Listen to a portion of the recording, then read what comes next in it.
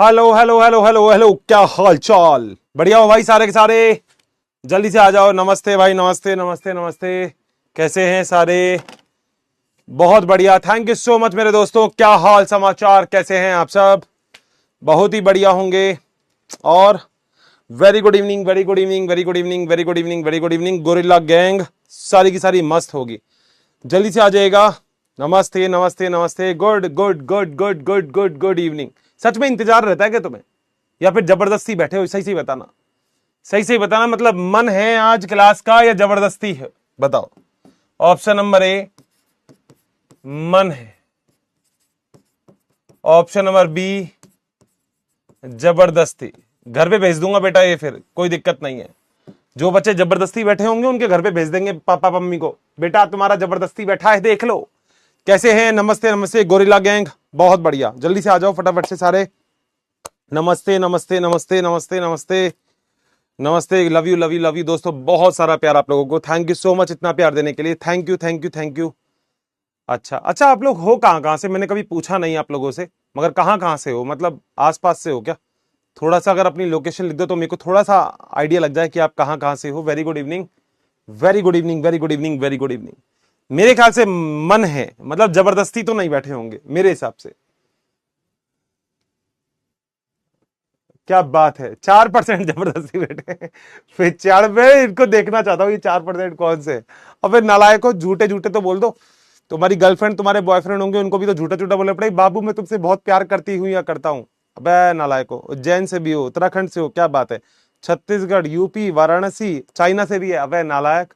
MP से, कोटा से, क्या बात है। पटना से, बिहार से, प्रयागराज से, नैरवा से, अच्छा अलवर से भी हो, क्या बात है, बहुत बढ़िया।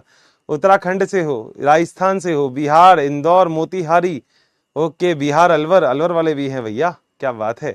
राजस्थान वाले हो, यूपी वाले, बिहार वाले, झारखंड वाले, अरे जबरदस्त। जयपुर वाले, बरेली वाले, वाह क्या बात है। बहुत बढ़िया भाई, बहुत बढ़िया, बहुत बढ़िया।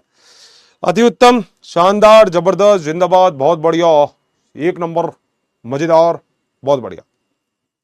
ये बात, क्या बात है यार, बढ़िया बढ़िया बढ़िया। अच्छा, दो तीन बातें तो कर लेता हूं मैं आज आपसे, क्योंकि बातें ही करेंगे तो मजा भी आता है। ठीक है। केरल से भी हो, क्या बात है। केरल, केरल से भी हो क्या? अरे यार ऐसे मत बोलो, केरल से कौन होगा। हाँ ठीक है भाई, बहुत बढ़िया। झारखंड से हो, ठीक है। कुशीनगर से हो, मेरठ से हो, बहुत बढ़िया। करौली से हो, मैनपुरी से हो, ऑस्ट्रेलिया से भी हैं, बहुत बढ़िया। युगांडा से कह रहा मैं हूं युगांडा से। अबे पागलो, चलो चैट बॉक्स थोड़ा सा बंद कर देता हूँ, ये लिखना चाहते हो अभी। चैट बॉक्स बंद कर दूं क्या, ये बताओ। जो चैट बॉक्स है वो बंद कर दूं, चैट बॉक्स ऑफ कर दूं क्या? पढ़ना है तो बताओ जल्दी, पोल कर दो तुम इसका। चैट बॉक्स क्या पोल कर दो, चैट बॉक्स बंद कर दूं क्या? पक्का? झारखंड से हो, आजमपुर से हो, बस्ती से हो, यूपी से हो, बिहार, छत्तीसगढ़, गुरिल्ला टाउन से है कुछ, क्या बात है। बहुत बढ़िया भाई। मिर्जापुर, मिर्जापुर से हो क्या? मिर्जापुर, हे मिर्जापुर, कालीन भैया। हाँ हाँ। मैं कहां से हूं? मैं हूं अलवर से, अलवर राजस्थान से हूं मैं। ठीक है। चैट बॉक्स ऑफ कर दी जाए क्या? बताओ जल्दी से क्या कहते हैं। मेरे ख्याल से बच्चे हाँ ही करेंगे। चैट बॉक्स के लिए 91% कह रहे हैं बंद कर दो, तो थोड़ा सा बंद कर देते हैं, फिर बीच बीच में चालू कर देंगे। ठीक है, थोड़ा सा बंद कर देते हैं चैट बॉक्स। लो भैया, अब जरा थोड़ी बहुत बात कर ली जाए इस चैप्टर के बारे में। देखो, मैं दो चीजें आपसे चाहता हूं, दो चीज जो मेरे ख्याल से आप में से प्रॉमिस आपने पहली क्लास में किया था, तो आप आगे भी करेंगे। एक तो मैं क्या करना चाहता हूं वो मैं पहले आपको बता देता हूं। ये चैप्टर आज कंप्लीट हो जाएगा, ये चैप्टर टुडे, आज ये कंप्लीट हो जाएगा। ठीक है। इसी चैप्टर का मैं आज आपको रिवीजन करवा दूंगा। बता देना क्या बात सही है क्या? टुडे, आज ही इसका रिवीजन करवा देंगे, मतलब टुडे में आज कंप्लीट भी करवा देंगे और इसका रिवीजन भी करवा देंगे। बोलो, दो पॉइंट क्लियर हैं ये वाले? थंब कर देना फटाफट से, मेरे को दिल और थंब बना देना। तीसरा पॉइंट, नेक्स्ट क्लास जो होगी, वैसे तो मैंने लास्ट क्लास में भी इसके आपको क्वेश्चन आंसर करवाए थे, मगर नेक्स्ट क्लास में हम इसके क्वेश्चन आंसर कर लेंगे, यानी कि हम इसके ऑब्जेक्टिव कर लेंगे कुछ। बोलो सभी लोग तैयार हैं? यहां तक तो दिक्कत नहीं है। ये मैं थोड़ी सी प्लानिंग कर रहा हूं आप लोगों के साथ। तो आज कोशिश ये करूंगा कि अगर आज ये चैप्टर कंप्लीट हो जाएगा, जो कि हो ही जाएगा, बहुत थोड़ा सा चैप्टर बच रहा है, तो अपन एक छोटा सा काम करेंगे, आज अपन नेक्स्ट चैप्टर चालू कर लेंगे।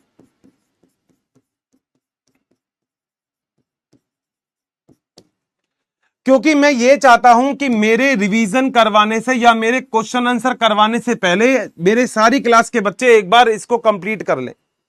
तो अगली क्लास जो होगी उसके अंदर लगभग मैं मान रहा हूं कि लगभग मैं आपको 40 नहीं 25 टू 40 क्वेश्चन लेके आऊंगा, बढ़िया वाले, शानदार वाले क्वेश्चन।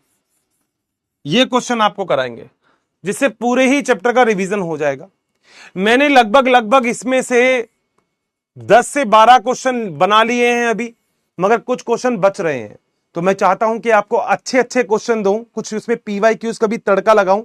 तो उसके लिए आप समझ सकते हो थोड़ा सा टाइम लगता है अच्छे क्वेश्चन के लिए। आप कॉपी पेस्ट तो दोस्त मैं कहीं से भी कर लूंगा, मगर अच्छे क्वेश्चन लेके आना चाहता हूं कि उसके बाद आप ये कहो हर्षी सर नीट के एग्जाम के अंदर जो आपने क्वेश्चन करवाए थे ना 45, उसमें से ही क्वेश्चन आए हैं। तो ये आज अपनी पूरी रूपरेखा रहने वाली है। आज पहले अपन चैप्टर को कंप्लीट करेंगे, आज अपन चैप्टर का रिवीजन करेंगे, फिर अगर टाइम अपने पास बच गया तो की बात है, तो अगला चैप्टर चालू करेंगे। क्लियर है मेरी बात? पक्का? देखो मैंने आपसे एक बात बोली थी ना दोस्त, पता भी नहीं लगेगा कि ये चैप्टर कब कंप्लीट हो गया। इतना बड़ा थ्योरेटिकल चैप्टर था जो अपने बहुत प्यारे तरीके से कंप्लीट किया। और विश्वास करना, टचवुड आगे आने वाले जितने भी चैप्टर हैं वो अपन इतनी ही तबाही से कंप्लीट करने वाले हैं, इतनी ही तबाही से। मगर साथ आपको मेरा देना पड़ेगा, मेरे साथ साथ पढ़ना पड़ेगा। ये मैं आपको टाइम इसलिए दे रहा हूं, नहीं तो मैं क्वेश्चन आंसर सोच रहा था 10-12 आज भी करवा दूं, मगर मैं एक साथ ही करवाऊंगा। रीजन, कई सारे बच्चे थोड़ा सा लेट ज्वाइन हुए हैं, पहला चैप्टर है ना, तो बस सारा रिवीजन कर लो, सारा एनसीईआरटी को पढ़ लो, और सारा एनसीईआरटी पढ़ लोगे उसके बाद काम हो जाएगा। और मैं कोशिश एक काम और करूंगा, मैं अभी आपका बैटल ग्राउंड करवाने वाला हूं। बैटल ग्राउंड का मतलब होता है कि इसके क्वेश्चन आंसर लेके आऊंगा मैं, जो आपको आपके मोबाइल पे ऐप पर आएगा, और फिर मैं वहां पे आपको क्वेश्चन आंसर करवाने वाला हूं। थ्योरेटिकल होगा वो, आपके सामने क्वेश्चन आएंगे, आप आंसर करेंगे, फिर अपन क्वेश्चन का डिस्कशन करेंगे। ये बैटल ग्राउंड में करवाने वाला हूं, हर चैप्टर का करवाऊंगा। मैं आपका इतना अच्छा तैयार कर दूंगा ये चैप्टर और बाकी सारे के सारे कि आप खुद कह दोगे सर मजा ही आ गया। मगर साथ पढ़ना पड़ेगा, फिर बोल रहा हूं मेरे साथ ही पढ़ना पड़ेगा भाई, पढ़ना तो पड़ेगा, ठीक है। मैं घोट के कुछ नहीं पिला सकता हूं, ठीक है, पढ़ना पड़ेगा। और आगे वाले चैप्टर तो और तबाही है, ठीक है। अब जरा ध्यान से समझना बेटा, मैंने लास्ट क्लास में आपको जो भी बात करवा दी थी उसके आगे चलेंगे। और आज का अपना टॉपिक है जिसका नाम है अनिषेक फल। अनिषेक फल, अनिषेक फल को इंग्लिश से बोलते हैं पार्थेनोकार्पिक फ्रूट। पार्थेनोकार्पिक फ्रूट, बोलो बात सही है। ये आज अपन करने वाले हैं अनिषेक फल, या जिसे हम बोलते हैं पार्थेनोकार्पिक फ्रूट। चलें आगे। बेटा जैसे बिना निषेचन के बीज का निर्माण होता है, ऐसे ही बिना निषेचन के फल का भी निर्माण हो सकता है। तो इसका मतलब क्या होता है? इसका मतलब है बिना निषेचन के किसका निर्माण? फल का निर्माण। फल का निर्माण, बोलो बात सही है। बिना निषेचन का मतलब यहां पे फर्टिलाइजेशन होगा ही नहीं, यानी कि फर्टिलाइजेशन नहीं होगा, फर्टिलाइजेशन ही नहीं होगा, उसे बोलते हैं बिना निषेचन। बोलो बात सही है। इसका अगर कोई आपसे पूछे कि उदाहरण क्या होता है, तो उदाहरण का मतलब है केला। केले को इंग्लिश में क्या बोलते हैं? बनाना। मेरी बात ध्यान से सुनना, बस आपको और कोई काम नहीं करना। और मैंने पहले भी बोल रखा है, मेरे ख्याल से जो नए बच्चे हैं उनको भी बोल रहा हूं, बेटा मेरे साथ साथ बस नोट मत करना। मैं जितना आपको पढ़ाता हूं, कुछ बच्चे कहते हैं सर जूलॉजी में, फिजिक्स में, केमिस्ट्री में तो सर सबके सब बोलते हैं साथ साथ नोट करो। बेटा बिल्कुल सही है। देखो सबके पढ़ाने का तरीका अलग होता है ना, तो मैं बस आपसे एक छोटा सा प्रॉमिस चाहता हूं, मेरे साथ साथ नोट मत करना, बस समझने की कोशिश करना। अपन मजाक भाई साहब पूरा करने वाले हैं, मजेदार, मगर मैं मजाक उतना करूंगा जितना अपने पढ़ाई के लिए मजेदार होगा। क्लियर है ना? अब जरा मेरी बात सुनो बेटा, हम लोग बायोलॉजी में ऐसा कहते हैं कि बिना निषेचन के जीव का भी निर्माण हो सकता है। जैसे मधुमक्खी देखिए बेटा, वो वाला नाटक चिंता ता चिता चिता चिंता ता ता, अरे हर्षित सर ये वाला गाना तो हमने सुना है, राउडी राठौड़ पिक्चर थी, उसके अंदर मधुमक्खी है। मधुमक्खी के अंदर जो नर होता है, जो मेल होता है, उसका निर्माण बिना निषेचन के होता है, निषेचन नहीं होता उसके निर्माण में। सेम टू सेम अगर कोई आपसे कहे कि बिना निषेचन के अगर आपको फल का निर्माण करना है तो आप क्या बोलोगे? तो आप बोलेंगे इसे बोलते हैं अनिषेक फल, निषेचन नहीं होगा, नर और मादा आपस में मिलेंगे ही नहीं। जैसे बनाना, बोलो क्या यहां तक पॉइंट क्लियर है? ये तो नाम ही याद हो गया होगा, अभी क्लास में ही याद हो गया होगा। अब आगे चलते हैं बेटा, ऐसे ही बायोलॉजी कहती है कि हम लोगों के पास जो फल होते हैं, जिसे हम इंग्लिश में फ्रूट बोलते हैं, ये कुछ प्रकार के होते हैं। भाई बायोलॉजी तो बोल सकती है ना, तो बायोलॉजी यहां पे वापस बोल रही है कि फल के कुछ प्रकार होते हैं। हमने कहा ठीक है सर, कौन कौन से फल? बेटा एक फल होता है जिसे हम बोलते हैं वास्तविक फल, वास्तविक फल, इंग्लिश में बोलते हैं ट्रू फ्रूट। बोलो पहला पॉइंट क्लियर है? अभी मैं समझाऊंगा कि क्या होता है। जो दूसरा फल है उसे हम बोलते हैं आभासी फल, आभासी जो लगता है फल है, जिसे हम बोलते हैं फॉल्स फ्रूट।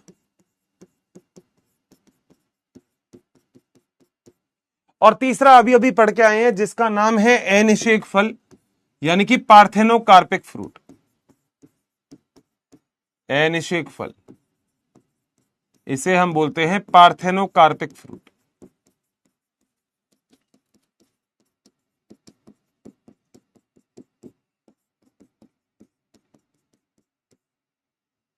ठीक है बेटा, अगर फल अंडाशय से बनेगा तो उसे हम वास्तविक फल कहेंगे। तो वास्तविक फल क्या होता है? इसका निर्माण बोलो किससे होता है? अंडाशय से होता है, अंडाशय से। बोलो बात सही। मगर अगर कभी भी आपके सामने आता है कि अगर मैं आभासी फल की बात करूं तो अंडाशय के अलावा किसी और भाग से बनेगा आभासी फल, लिख देता हूं, निर्माण अंडाशय के अतिरिक्त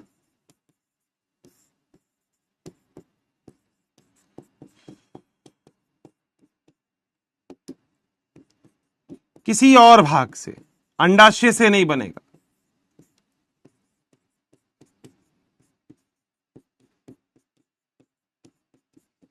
और तीसरा तो आपको पता ही है, बिना निषेचन के निर्माण होगा। निर्माण ये तो अभी पढ़ के ही आए हैं, जिसका एग्जाम्पल केला है, बिना निषेचन के।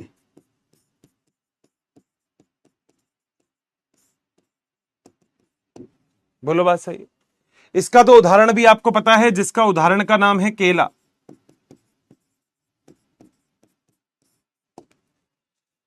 ठीक है, आओ जरा इसका उदाहरण। इसके उदाहरण है अधिकांशतः सामान्य सभी फल। उदाहरण अधिकांश फल इसमें ही आते हैं, अधिकांश फल। मगर अगर इसके उदाहरण की बात करो तो इसके उदाहरण बड़े इंपॉर्टेंट है दोस्तों। पहला है एक तो सेब, एक है स्ट्रॉबेरी, खाइए स्ट्रॉबेरी, इस टाइम तो मौसम भी है, शायद स्ट्रॉबेरी मिल जाती है बहुत अच्छे से। और एक है अखरोट।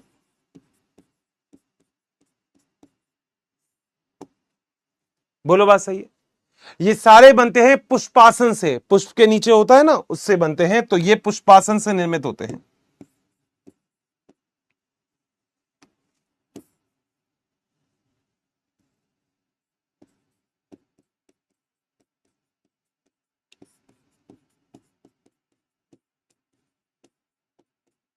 बोलो क्या पॉइंट क्लियर है? ध्यान से पढ़ लो एक बार, मैं थोड़ी देर के लिए साइड में हो जाता हूं तो जिससे तुम आसानी से पढ़ पाओ कि मैंने अभी क्या लिखवाया है।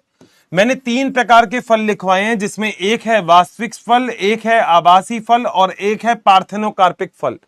वास्तविक फल ऐसे फल होते हैं जो अंडाशय से बनते हैं। वर्तिकाग्र, वर्तिका और अंडाशय याद आ गया, तो जो अंडाशय से बनेंगे वो वास्तविक फल होंगे।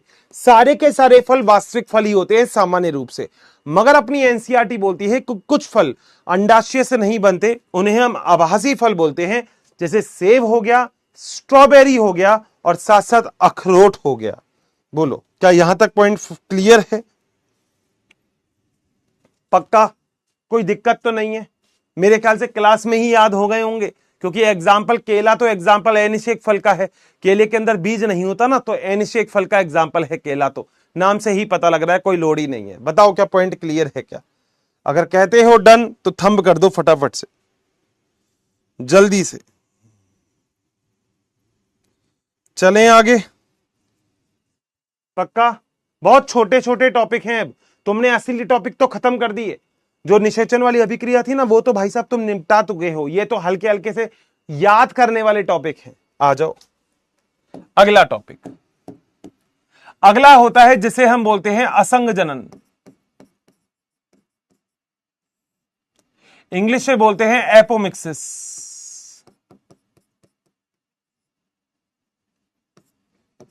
मेरी बात सुनोगे तो मैं सारा का सारा समझा दूंगा, मगर मेरी बात सुननी पड़ेगी, नोट मत करना। बोलो, चालू करूं? पक्का? अब सुनो। अगर बिना निषेचन के फल बना था तो उसे हमने अनिषेक फल बोला था, मगर बिना निषेचन के बीज बनेगा तो उसे हम असंग जनन कहेंगे। लिख देता हूं पहला पॉइंट, बिना निषेचन के बीज का निर्माण।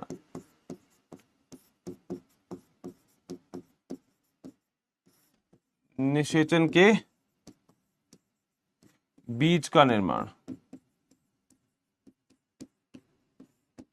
बेटा ये एक प्रकार का अलैंगिक जनन ही होता है। अलैंगिक जनन का मतलब होता है कि इसमें भी निषेचन नहीं होता, तो जब निषेचन नहीं होगा तो अलैंगिक जनन कहेंगे। यह है अलैंगिक जनन। हैंडराइटिंग समझ में आ रही है ना? अब तो मैं सुंदर सुंदर लिख रहा हूं, कोशिश तो यही है। का एक प्रकार है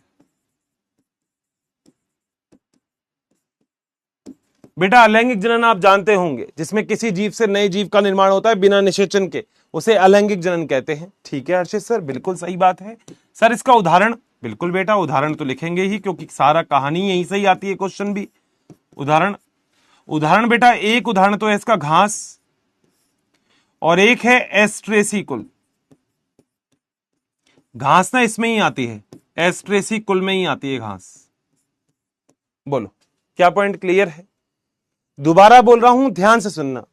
बिना निषेचन के फल बनाओगे तो अनिषेक फल, बिना निषेचन के बीज बनाओगे तो असंग जनन या एपोमिक्सिस कहा जाता है। बताओ क्या पॉइंट क्लियर है? पक्का? चलें आगे।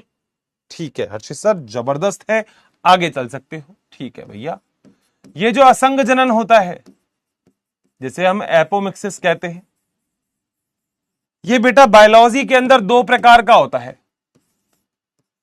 पहला होता है आवर्तक, सामने समझ लेना, डायग्राम मत देखना।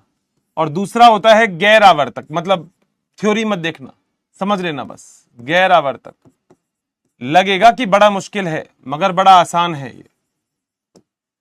दोबारा बोल रहा हूं, ध्यान से देखना। बिना निषेचन के अगर आप फल का निर्माण करोगे तो ऐसी चीज को हम क्या बोलते हैं? ऐसी चीज को हम बोलते हैं असंग जनन। असंग जनन 2 प्रकार का होता है। पहला होता है आवर्तक। आवर्तक क्या होता है उसके बारे में पॉइंट लिख रहा हूं, जरा देखना। याद है आपको अध्यावरण? वो जो भारी अध्यावरण और आंतरिक अध्यावरण था, टेस्टा और टैगमैन, अगर आपको याद हो तो इसके बारे में, मेरे ख्याल से सबको याद होगा। जब मैंने ऐसे बनाया था, ऐसे, तो मैंने आपको ये बताया था, मैंने कहा ये होता है अध्यावरण। याद आया? तो बस इसी के बारे में लिख रहा हूं, पॉइंट देखना। अध्यावरण वे बीजांडकाय की कोशिकाएं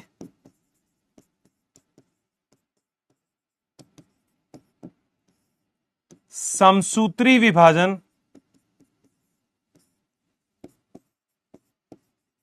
जानते हो समसूत्री विभाजन इंग्लिश में क्या बोलते हैं? माइटोसिस के द्वारा द्विगुणित अंड कोशिका बनाती है,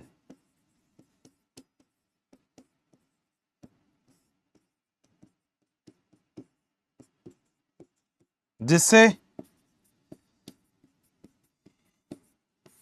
द्विगुणित, द्विगुणित जानते हो ना, 2n बीज बनता है। देखो कितना आसान है। मतलब निषेचन तो करवाना ही नहीं है इसमें भी, क्योंकि असंग जनन का मतलब ही होता है बिना निषेचन के। इसका मतलब ही है बिना निषेचन, बिना निषेचन बीज बनेगा। अभी पढ़ाया था बिना निषेचन के क्या बनेगा, कि बीज का निर्माण, बीज निर्माण होता है इसका मतलब। बोलो क्या पॉइंट क्लियर? यहां तक मेरी बात समझ में आ गई? कोई भी दिक्कत है तो बता दो।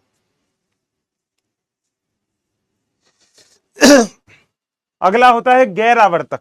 इसका मतलब क्लास 11th, वैसे मुझे नहीं पता तुमने कितने अच्छे से पढ़ी है, मगर आज एक वर्ड बोल रहा हूं, नहीं समझ में आए तो बता देता हूं, ध्यान से सुनना। गैर आवर्तक का मतलब होता है बीजाणुउद्भिद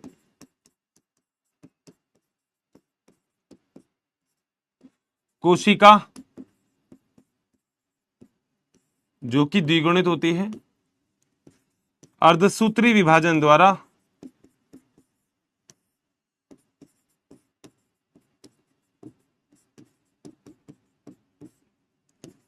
युग्मकोद्भिद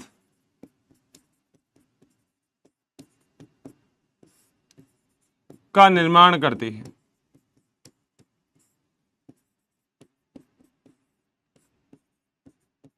जिससे अगुणित बीज बनता है।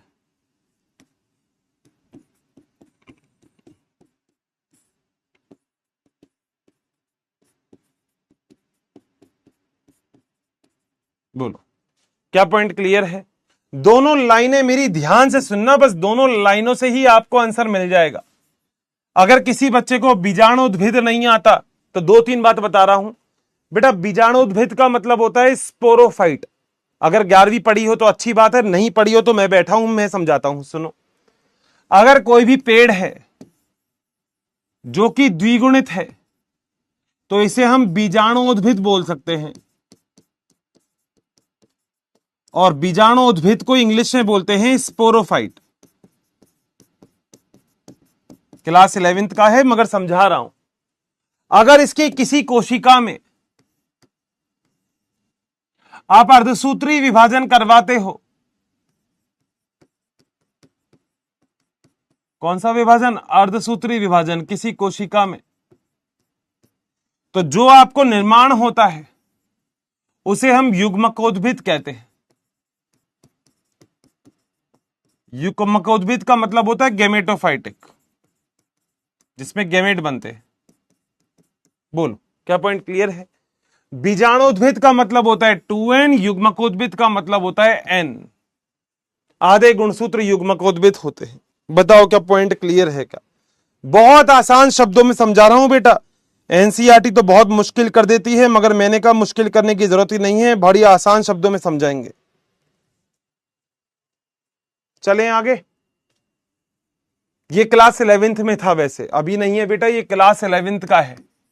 अगर नहीं पढ़ा तो कोई बात नहीं, क्लास 11th का है, वहीं पे ही आता है ये सब कुछ। 12th में तो इसके बारे में बात भी नहीं होती, थोड़ी बहुत बात होती है जो मैंने आज कर दी है, बस इसके बाद नहीं होगी इतनी बात इसके बारे में। चलें आगे। एक होता है जिसे हम बोलते हैं बहु भ्रूणता, बड़ा ही इंपॉर्टेंट है। इंग्लिश में बोलते हैं पॉली एम्ब्रियोनी। चल रहा हूं ना मैं बेटा?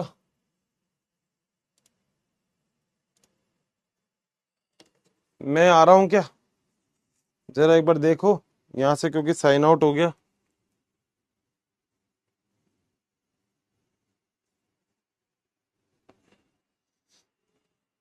क्या मैं दिखाई दे रहा हूं? थंब कर दो फटाफट से। ये वीडियो देखना बंद हो गई, चेक करो।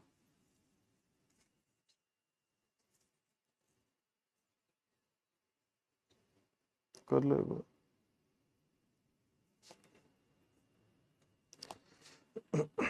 मैं दिखाई दे रहा हूं क्या?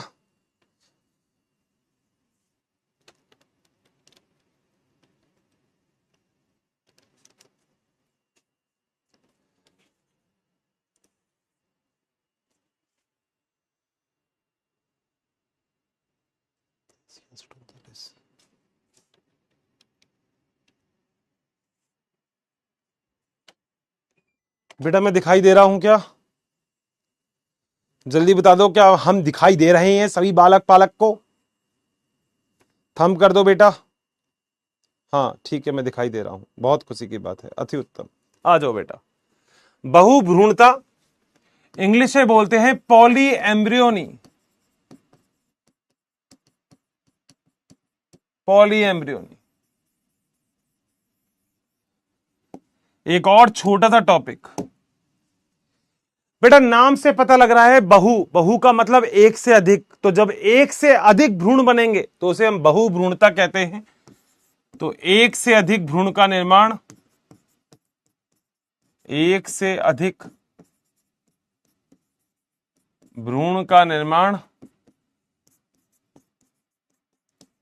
होता है।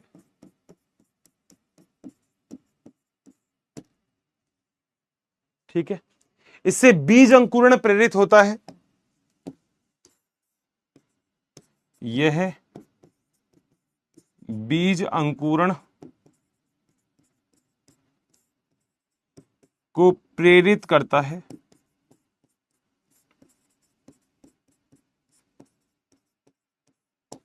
बोलो बात सही है?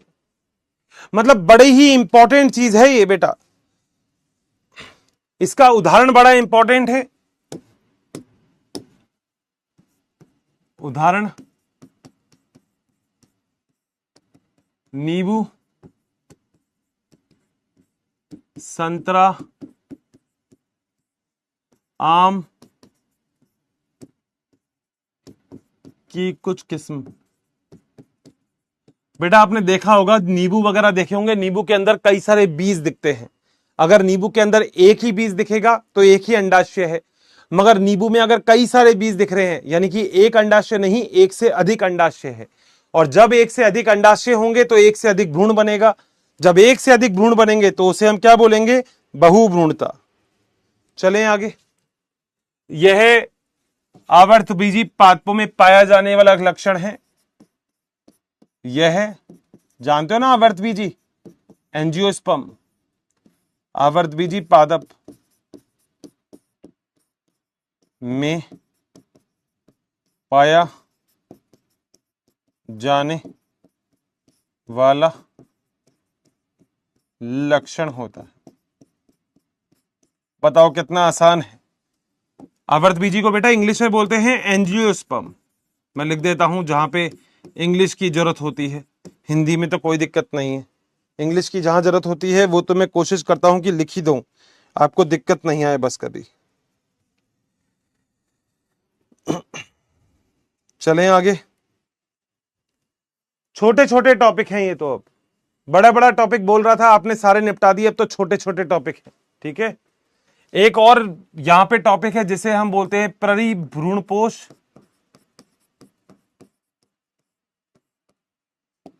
इंग्लिश में बोलते हैं इसको पेरिस्पर्म।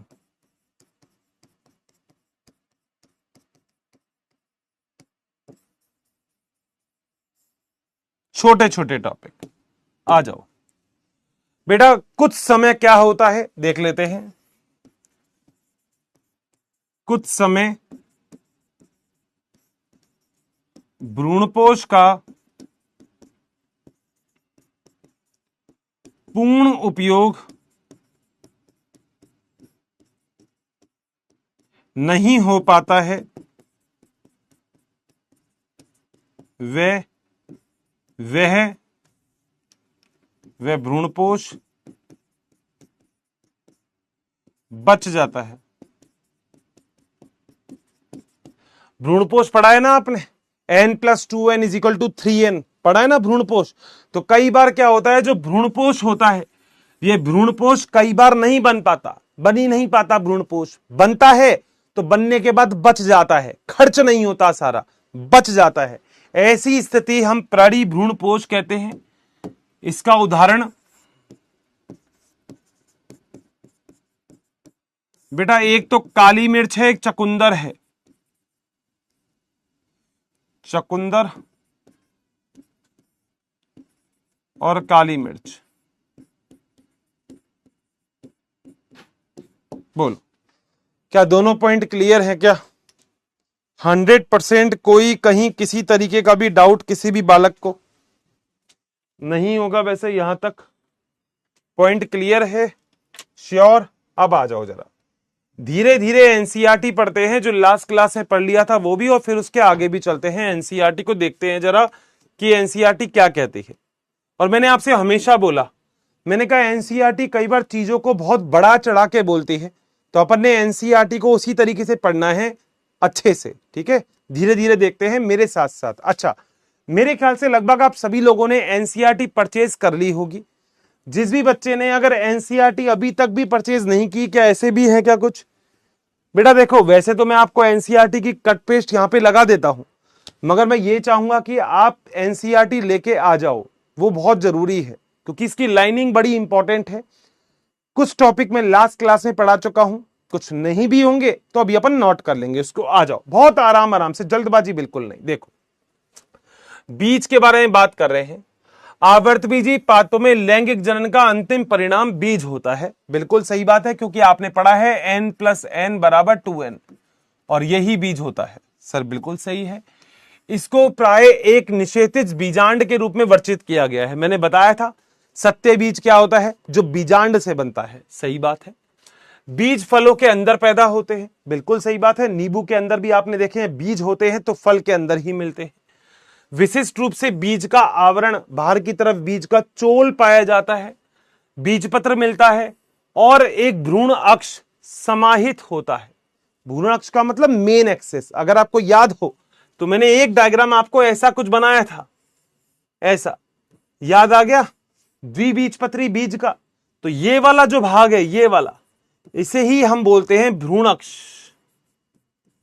भ्रूण अक्ष, अगर आपको याद है तो ये वाला डायग्राम मेरे ख्याल से शायद लास्ट क्लास में ही बनाया गया है, तो आपको पता होगा। आगे चलते हैं। भ्रूण बीजपत्र एक सरल संरचना होती है। प्राय आरक्षित भंडारण के कारण यह स्थूल यानी कि फूली हुई होती है, जैसे लेग्यूम पादप में।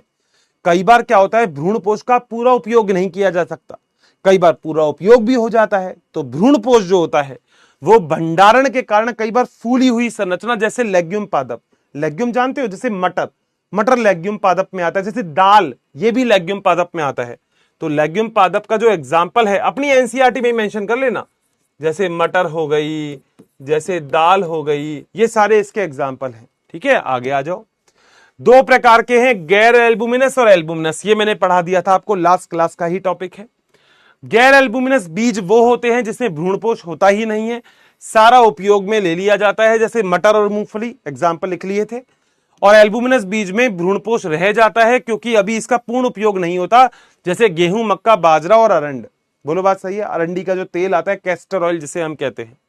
कभी कभार कुछ बीजों जैसे काली मिर्च और चुकंदर में न्यूक्लियस शेष रह जाता है, वे अवशिष्ट या परिभ्रूणपोष कहलाता है। ये रहा, देखो अभी अभी पढ़ा है, कहां गया? चुकंदर और काली मिर्च। तो ये रहा चुकंदर और काली मिर्च, और लिख देता हूं न्यूक्लियस शेष, न्यूक्लियस शेष रह जाता है। एग्जाम्पल लिख रखे चुकंदर और काली मिर्च। चलें आगे, आ जाओ, अगला पेज देखते हैं। अगला पेज, बीजांड। जानते हो बीजांड, जिसे हम अंडाशय बोलते हैं। अध्यावरण के ऊपर एक संरचना, एक सुरक्षात्मक आवरण बनाता है। बीजांड द्वारा एक छोटे छोटे छिद्र के रूप में रह जाता है। बीज अंकुरण के समय ऑक्सीजन और जल के प्रवेश को सुगम बनाता है। बेटा ये बात तो देखो आपने भी देखी होगी, अगर एक बीज है तो आप उसको सजीवी कहते हो। रीजन, हर बीज जिंदा होता है, बिल्कुल। अगर बीज मृत होता तो क्या तुम उसको जमीन के अंदर लगाते, उससे नया पेड़ बन जाता? बिल्कुल नहीं बनता। तो बीज से नया पेड़ बन रहा है, इसका मतलब बीज सजीव है। और बीज को उसके लिए किस किस चीज की जरूरत होती है? बीज को जरूरत होती है ऑक्सीजन की और जल की, अंकुरण के लिए। अंकुरण का मतलब सब जानते होंगे, मैंने क्लास से बताया भी था, जिसको याद है लिखवाया भी था। जब बीज की सुप्तावस्था टूट जाती है तो बीज का अंकुरण हो जाता है। जब बीज से जड़ और तना निकलने लग जाता है तो बीज का अंकुरण हो जाता है। देखो एनसीईआरटी अगर सामने है और सब ये चाहते हो कि नीट के अंदर बॉटनी को फोड़ के आना है, तो बेटा जहां जहां मैं मार्क कर रहा हूं मार्क कर लेना मेरे साथ साथ, बस इतनी सी बात याद रखना। आगे चलते हैं। जैसे जैसे बीज परिपक्व होता है उसके अंदर जल की मात्रा घटने लगती है और बीज शुष्क हो जाता है। सामान्य उपापचयी, चयापचयी का मतलब होता है उपापचयी क्रिया बोलना चाहता है ये, उपापचयी। उपापचयी का मतलब होता है मेटाबॉलिक। मेटाबॉलिक का मतलब आप जानते होंगे क्या होता है, चीजों का टूटना, चीजों का जुड़ना, ये सारा मेटाबॉलिक होता है। टूटना व जुड़ना, टूटना व जुड़ना किसी भी चीज का अगर होगा तो उसे हम मेटाबॉलिक कहेंगे। आगे चलते हैं।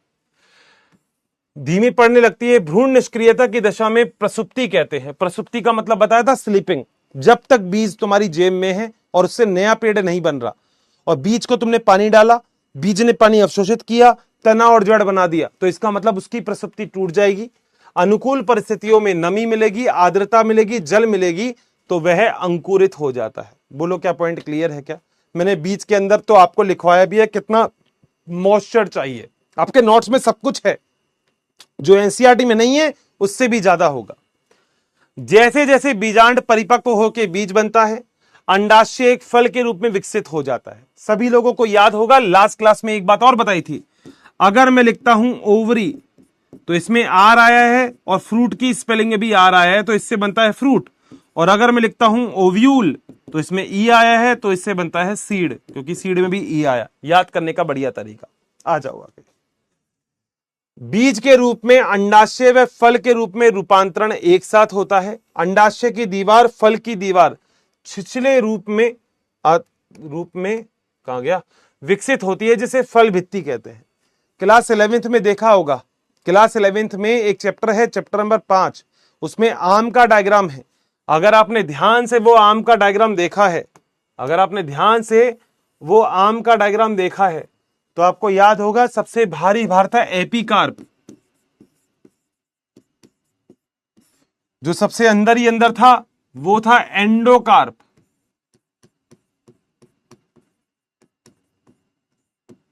सॉरी, हाँ, जो इनके बीच में था वो था मीजोकार्प। बोलो बात सही है? Epicarp, endocarp, mesocarp. जो आप खाते हो ना आम का गूदा, वो मीजोकार्प होता है।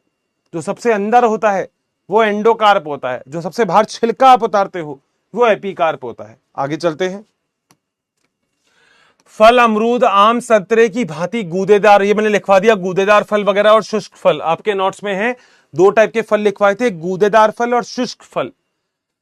सारे बीज परिषण हेतु विविध क्रियाएं विविध हो गई हैं। आपको फलों के वर्गीकरण के लिए क्रिया याद करो जो आपके पहले की कक्षाओं में पढ़ा है।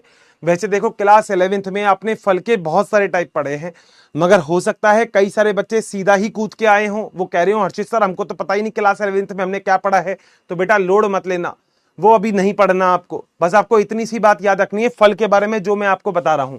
एपिकार्प, एंडोकार्प और मीजोकार्प, और तीनों को मिला के हम बोलते हैं पेरिकार्प। ये तीनों जो मिल जाएंगी ना तो इसे हम बोलेंगे पेरिकार्प। बस इतनी सी बात याद रखो। ये तो क्लास 11th का है, ये भी डायग्राम अगर याद हो तो बेटा। अब क्लास 11th बेटा देखो थोड़ी सी तो पढ़नी पड़ेगी, वैसे मैं कोशिश करता हूं मैं क्लास 11th यहीं पे ही पढ़ा दूं आपको ना, क्योंकि मेरे ख्याल से बहुत सारे कम बच्चे होंगे जो देखने जाएंगे क्लास 11th, कहेंगे सर यहीं करवा दो। बीजांड की संख्या और फलों के अंदर बीजों की संख्या के बीच में संबंध है। बिल्कुल बेटा, अगर बीज की संख्या ज्यादा होगी तो बहुभ्रूणता होगी, अभी अभी हमने पढ़ा है। अधिकतर पातों में जब अंडाशय से फल का निर्माण होता है तो पुष्पीय बाकी चीज झड़ जाती है। बिल्कुल बात सही है, उनका काम ही नहीं है। हालांकि कुछ प्रजाति जैसे सेब, स्ट्रॉबेरी और अखरोट में पुष्पासन भी महत्वपूर्ण भूमिका निभाता है, जिसे आभासी फल कहते हैं। ये बेटा ये लिखा हुआ अपना पॉइंट, अपन ने तो बेटा इसको मार्क ही कर दिया था। ये रहा बेटा आभासी फल, सेब, स्ट्रॉबेरी और अखरोट लिखा हुआ है। लिखा है अंडाशय के अतिरिक्त किसी और भाग से निर्माण करेंगे जिसे हम आभासी फल कहेंगे। सब कुछ लिखा है बेटा नोट्स में, आ जाओ। बट मैंने पैराग्राफ बना के नहीं लिखा, मैंने अच्छे से डायग्राम मतलब रे आउटलुक के थ्रू लिख दिया। अधिकतर फल केवल अंडाशय से विकसित होते हैं जिन्हें वास्तविक फल कहते हैं। ज्यादातर सारी पहला बताया था सारे ठीक है। कुछ ऐसे भी होते हैं जिन्हें बिना निषेचन के होते हैं जिसमें अनिषेक फल एग्जाम्पल है केला। अनिषेक फल वृद्धि हार्मोन का प्रयोग से विकसित किया जा सकता है। वृद्धि हार्मोन का मतलब होता है, तुमने पढ़ा था ऑक्सिन, जिब्रेलिन, साइटोकाइनिन पढ़े थे क्लास 11th में, बस वहां के थ्रू। और ये पूरे के पूरा पैराग्राफ आपको यहां लिख जाएगा, यहां ये रहा बेटा, सारा का सारा सामने लिखा हुआ है। एक पॉइंट मेंशन कर देता हूं बस, वृद्धि हार्मोन का उपयोग, वृद्धि हार्मोन का उपयोग होता है, बस और कुछ भी नहीं। ठीक है, थ्योरी में तभी बोलता हूं, आपका मन है तो बेटा पढ़ना, आपका मन नहीं है तो बेटा मत पढ़ना, मुझे कोई दिक्कत नहीं है थ्योरी में। अच्छा अब सुनो, ये डायग्राम जो है, ये सारे के सारे डायग्राम आपको अपनी नोटबुक में बनाने हैं और यही आपका होमवर्क है। कुछ तो होमवर्क दूंगा ना बेटा, नहीं तो तुम बैठे रहते हो। मुझे नहीं पता, वैसे तो तुम मेरे ख्याल से खूब पढ़ते होंगे।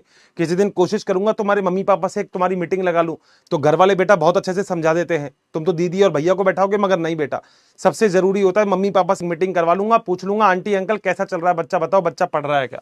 बच्चा पढ़ रहा होगा तो बढ़िया बात है।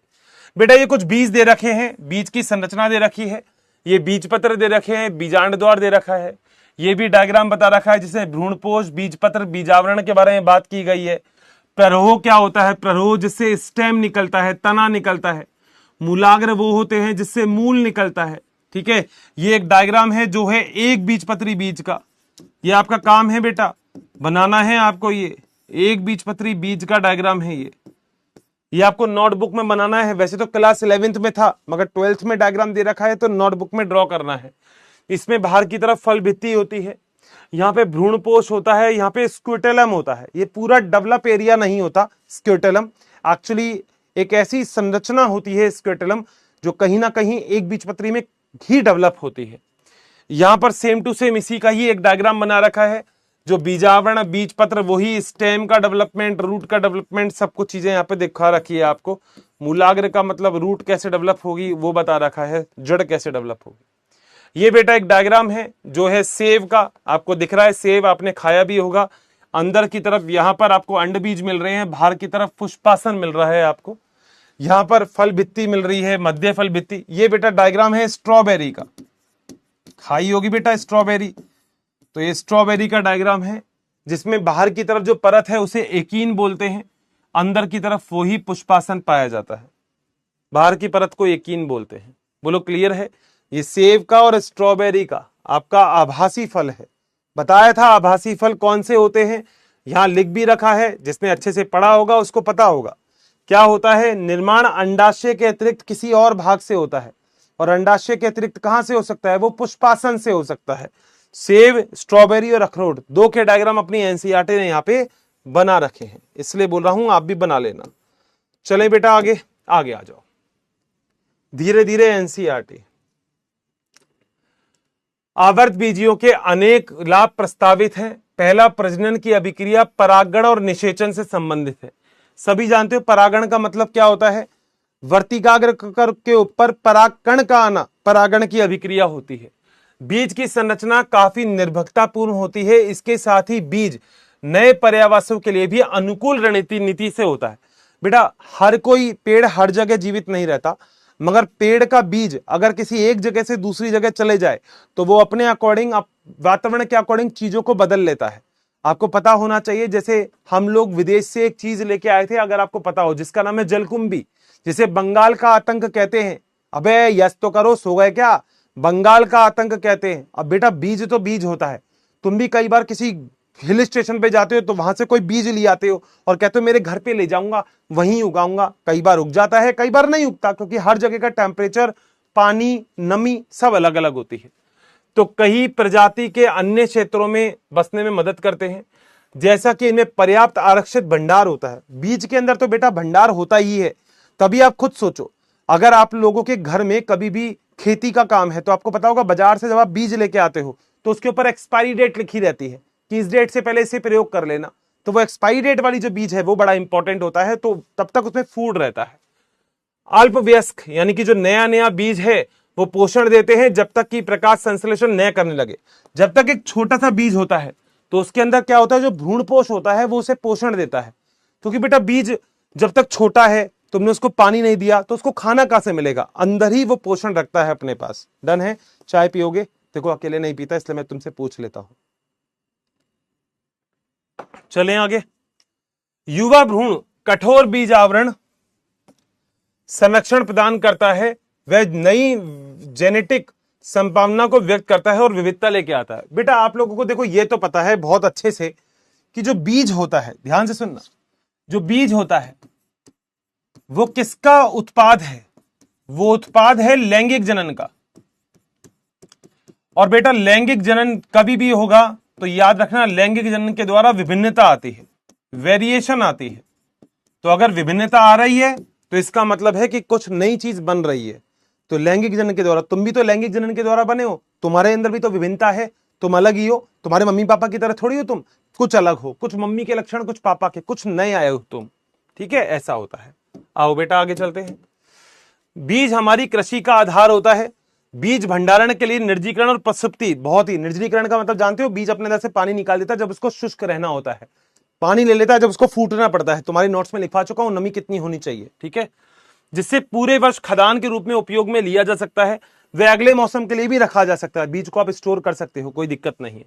आप बीज व उसको बीज के बिना तुरंत अंकुरित हो जाता है और भंडारित न किया जा सका हो तो खेती की कल्पना कर सकते हैं। बेटा थोड़ा मुश्किल है, मगर आज के टाइम पे तो हम बायोलॉजी के अंदर बहुत अपडेटेड हो गए हैं। ठीक है, यहां से कोई क्वेश्चन नहीं आता, ये तो ऐसे ही है। ये बड़ा इंपॉर्टेंट है, ये मैं आपको लास्ट क्लास में सब कुछ करवा चुका हूं। जो बीज होता है उसका परीक्षण के पश्चात कितने समय तक जीवित रह सकता है, यानी कि अंकुरण के बाद। तो कुछ प्रजातियों में जीवन क्षमता कुछ महीनों में ही होती है, कुछ कई सालों की होती है, कुछ सैकड़ों वर्षों तक जीवित रह सकते हैं। और इसका एग्जाम्पल बड़ा इंपॉर्टेंट है, देख लो। एक तो ल्यूपाइन आर्कटिकस है जो कि आर्कटिक टुंड्रा में है और 10,000 की प्रसुप्ति है। मेरे ख्याल से नोट्स के अंदर आपके है, ये मैंने बोला था याद कर लेना। एक फिनिक्स डेक्टिलीफेरा है जो 2000 वर्ष पुराने खजूर के हैं पेड़, और मृत सागर में किंग हॉडार्ड प्लेस में खुदाई के दौरान आपको ये मिले थे। बिल्कुल सही बात है, आगे चलते हैं। बताओ कितना आसान है, तुम्हारे नोट्स में है, ये सब कुछ नोट्स में है अवेलेबल, चेक कर लेना, मिल जाएंगे।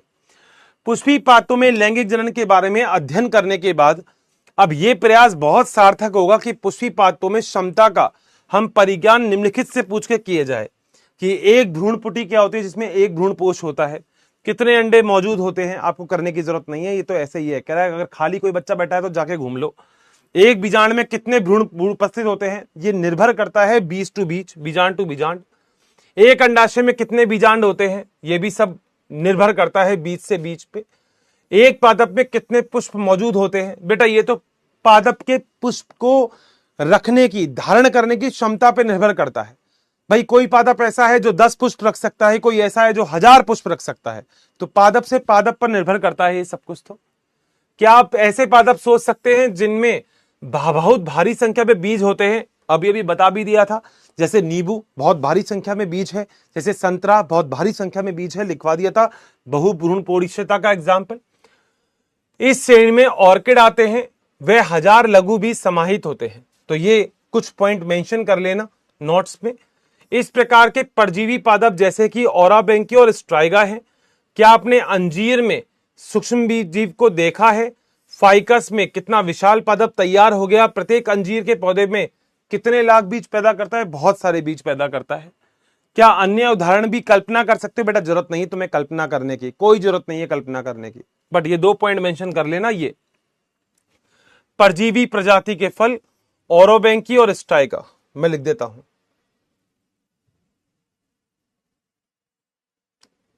कहीं भी लिख देता हूं, यहां लिख देता हूं, परजीवी प्रजाति फल उदाहरण स्ट्राइगा और ओरोबैंकी। ठीक है भैया, चलो आगे आगे बेटा असंग जनन जो अभी अभी पढ़ाया था, बिना निषेचन के निर्माण करना। आ जाओ आ जाओ। कुछ पादपों में जैसे एस्ट्रेसी यानी कि घासों में बिना निषेचन के पैदा करने की ताकत होती है, जिससे असंग जनन कहते हैं। बेटा ये लिख रखा सारा का सारा पॉइंट, ये रहा बेटा, ये रहा। कहां गया कहां गया कहां गया कहां गया, ये रहा बेटा, ये रहा, ये लिखा। पढ़ लो असंग जनन, यही लिखा है क्या? पॉइंट पढ़ लो बेटा, ध्यान से पढ़ लेना पॉइंट। बिना निषेचन के बीज का निर्माण अलैंगिक जनन का एक प्रकार होता है, जैसे एस्ट्रेसी और घास। यही लिखा हुआ है बेटा यहां पे भी। आगे चलते हैं। निषेचन के द्वारा फल पैदा हुए फल को क्या कहते हैं? अनिषेक फल। बीज को एपोमिक्सिस या असंग जनन कहते हैं। इस प्रकार के असंग जनन में अलिंगीय प्रजनन है। अलिंगीय का मतलब बता दिया, अलैंगिक। अलिंगीय का मतलब क्या होता है? अलैंगिक।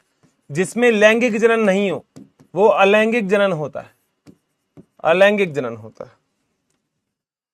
असंगजनी बीजों में विकास में सैकड़ों तरीके हैं। कुछ प्रजातियों में द्विगुणित अंड कोशिका का निर्माण अर्थसूत्री विभाजन के द्वारा विकसित हो जाता है। प्राय नींबू वंश व आम की किस्मों के प्रकार यहाँ पे बीजांड कायिक कोशिका विभाजित होने लगती है, जिससे प्रोद्बदी होती है और भ्रूणपोष में विकसित हो जाती है। बेटा सारी की सारी चीज यहां लिख रखी है मैंने, इसने नाम नहीं लिखा मैंने बेटा, यहां पे इसका नाम लिख दिया। ये रहा बेटा, ये नहीं ये नहीं ये नहीं, ये रहा, ये रहा। असंग जनन के दो प्रकार। असंग जनन का पहला प्रकार है आवर्तक, जिससे अध्यावरण और बीजांडकाय की कोशिका समसूत्री विभाजन के द्वारा आगे बनाएगी। दूसरा होता है गैर आवर्तक, जिसे बीजाणुद्भिद की कोशिका अर्धसूत्री विभाजन के द्वारा युग्मक उद्भिद बनाएगी। तो ये सारा का सारा मैंने यहां लिख दिया जो वहां पे थ्योरी में लिखा हुआ है, और मैं कहता हूं भैया वैसे ही पढ़ो जैसे मैंने पढ़ाया। एक बीज में एक से ज्यादा भ्रूणपोष भी हो सकते हैं, तो बहुभ्रूणता होती है, अभी अभी पढ़ाया है। जैसे संतरे की कुछ किस्में होती है, उन्हें मरोड़ोगे तो बहुत सारे भ्रूण आपको देखने को मिलेंगे। आ जाओ। हमारे खाद्य व शाक में संकर किस्मों का भी उपयोग किया जाता है। बेटा संकर किस्म का मतलब होता है मिक्स। संकर क्या होता है देखो जरा। अगर मान लो जैसे यहां पे मैं एक वर्ड लिखवा रहा हूं आपको, जिसका नाम है बेटा संकर। संकर का मतलब होता है हाइब्रिड। अब हाइब्रिड का मतलब क्या होता है वो समझ लेना। मान लो कोई प्रजाति आपके पास है यहां पर ये, और कोई प्रजाति है ये, ठीक है। इसका ये केंद्रक है, मान लो ये है ए, इसका ये केंद्रक है, मान लो ये है बी। सही बात। मैंने दोनों प्रजाति को मिक्स कर दिया, तो अब जो मेरे पास बनेगा वो बन गया ये, और बीच में ये आके हो गया ए बी। ए और बी दोनों के लक्षण हैं। इस अभिक्रिया को कहते हैं संकरण, और ये जो बनता है इसे हम बोलते हैं संकर। बोलो क्या पॉइंट क्लियर है? मिक्स कर दिया। जैसे आपने सुना है एक वर्ड जैसे हम बोलते हैं पोमैटो। मेरी क्लास में कितने बच्चे ऐसे हैं जिनको आलू नहीं पसंद? तो बेटा ये होता है टोमेटो प्लस पोटैटो। बेटा कई लोग ऐसे होते हैं जो आलू की सब्जी में से आलू निकाल देते हैं, कई लोग टमाटर की सब्जी में से टमाटर निकाल देते हैं। तो बेटा बायोलॉजी और घर वाले बड़े परेशान थे। उन्होंने कहा कि ये लड़के कैसे हैं, टमाटर की सब्जी में से टमाटर ही निकाल देंगे। आप में से कितने हैं जो टमाटर नहीं खाते? ऐसे कितने हैं जो आलू नहीं खाते? तो बेटा हमने मिक्स कर दिया, हमने बना दिया पोमैटो, हमने बना दिया टमाटर और आलू को मिक्स कर दिया। जैसे आपको पता है हमने रेफेनो ब्रेसिका और सेटाइवा यानी कि मूली और गोभी को मिक्स कर दिया, तो हमने बना दिया एक और वैरायटी, जिसे हमने बना दिया रेफेनो ब्रेसिका। हमने मूल गोभी बना दिया। एक वैरायटी और है, एक तो एक एग्जांपल है, एक है रेफेनो ब्रेसिका। हमने बेटा मूली और गोभी को भी मिक्स कर दिया। हम बहुत टैलेंटेड आदमी है, तुम्हें पता है। हमने कहा ऐसे नहीं तो ऐसे सही, हमने बेटा मूली गोभी मिक्स कर दी, हमने बना दिया रेफेनो ब्रेसिका। ये तो सिलेबस में है नहीं, एक्स्ट्रा है। एक्स्ट्रा है, याद आया तो बेटा बता दिया, एक्स्ट्रा है तो एक्स्ट्रा है। ठीक है, आ जाओ आगे चलते हैं।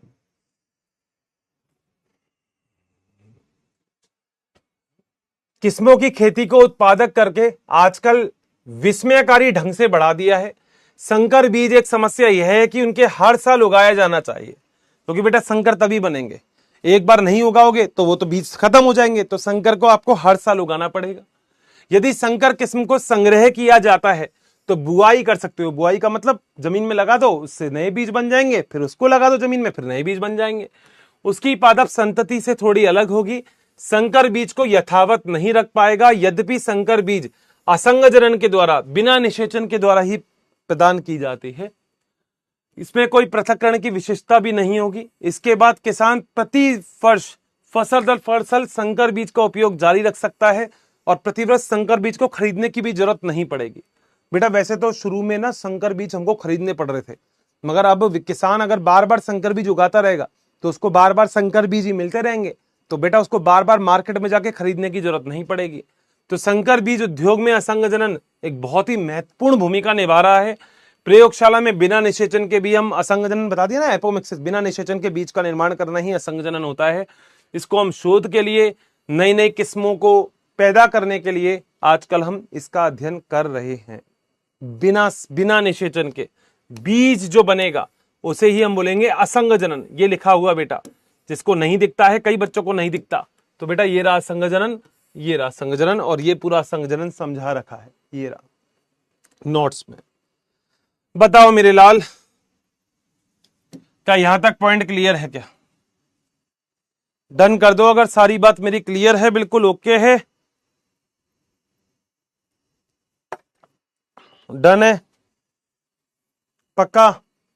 चैप्टर आसान था ये, इसी के साथ चैप्टर का समापन समारोह हो गया। रिवीजन तो करवाऊंगा ही, उसमें टेंशन मत लो तुम, रिवीजन करवाऊंगा, रिवीजन तो करवाना ही है बेटा, उसमें तो कोई लोड ही नहीं है। चलो रिवीजन करवाऊं, रेडी हो रिवीजन के लिए? क्या सारे के सारे बच्चे जितने भी यहां पे बैठे हैं वो सारे के सारे बालक पालक, देखो आज जो जो करवाना था उस पर टिक लगा देता हूं। आज मेरे को क्या क्या करवाना था?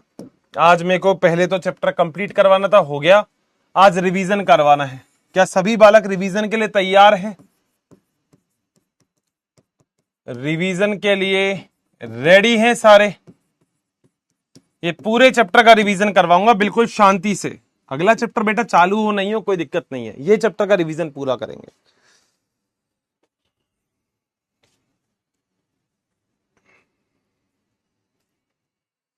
क्या सारे बच्चे तैयार हैं रिवीजन के लिए? बिल्कुल एग्री हो?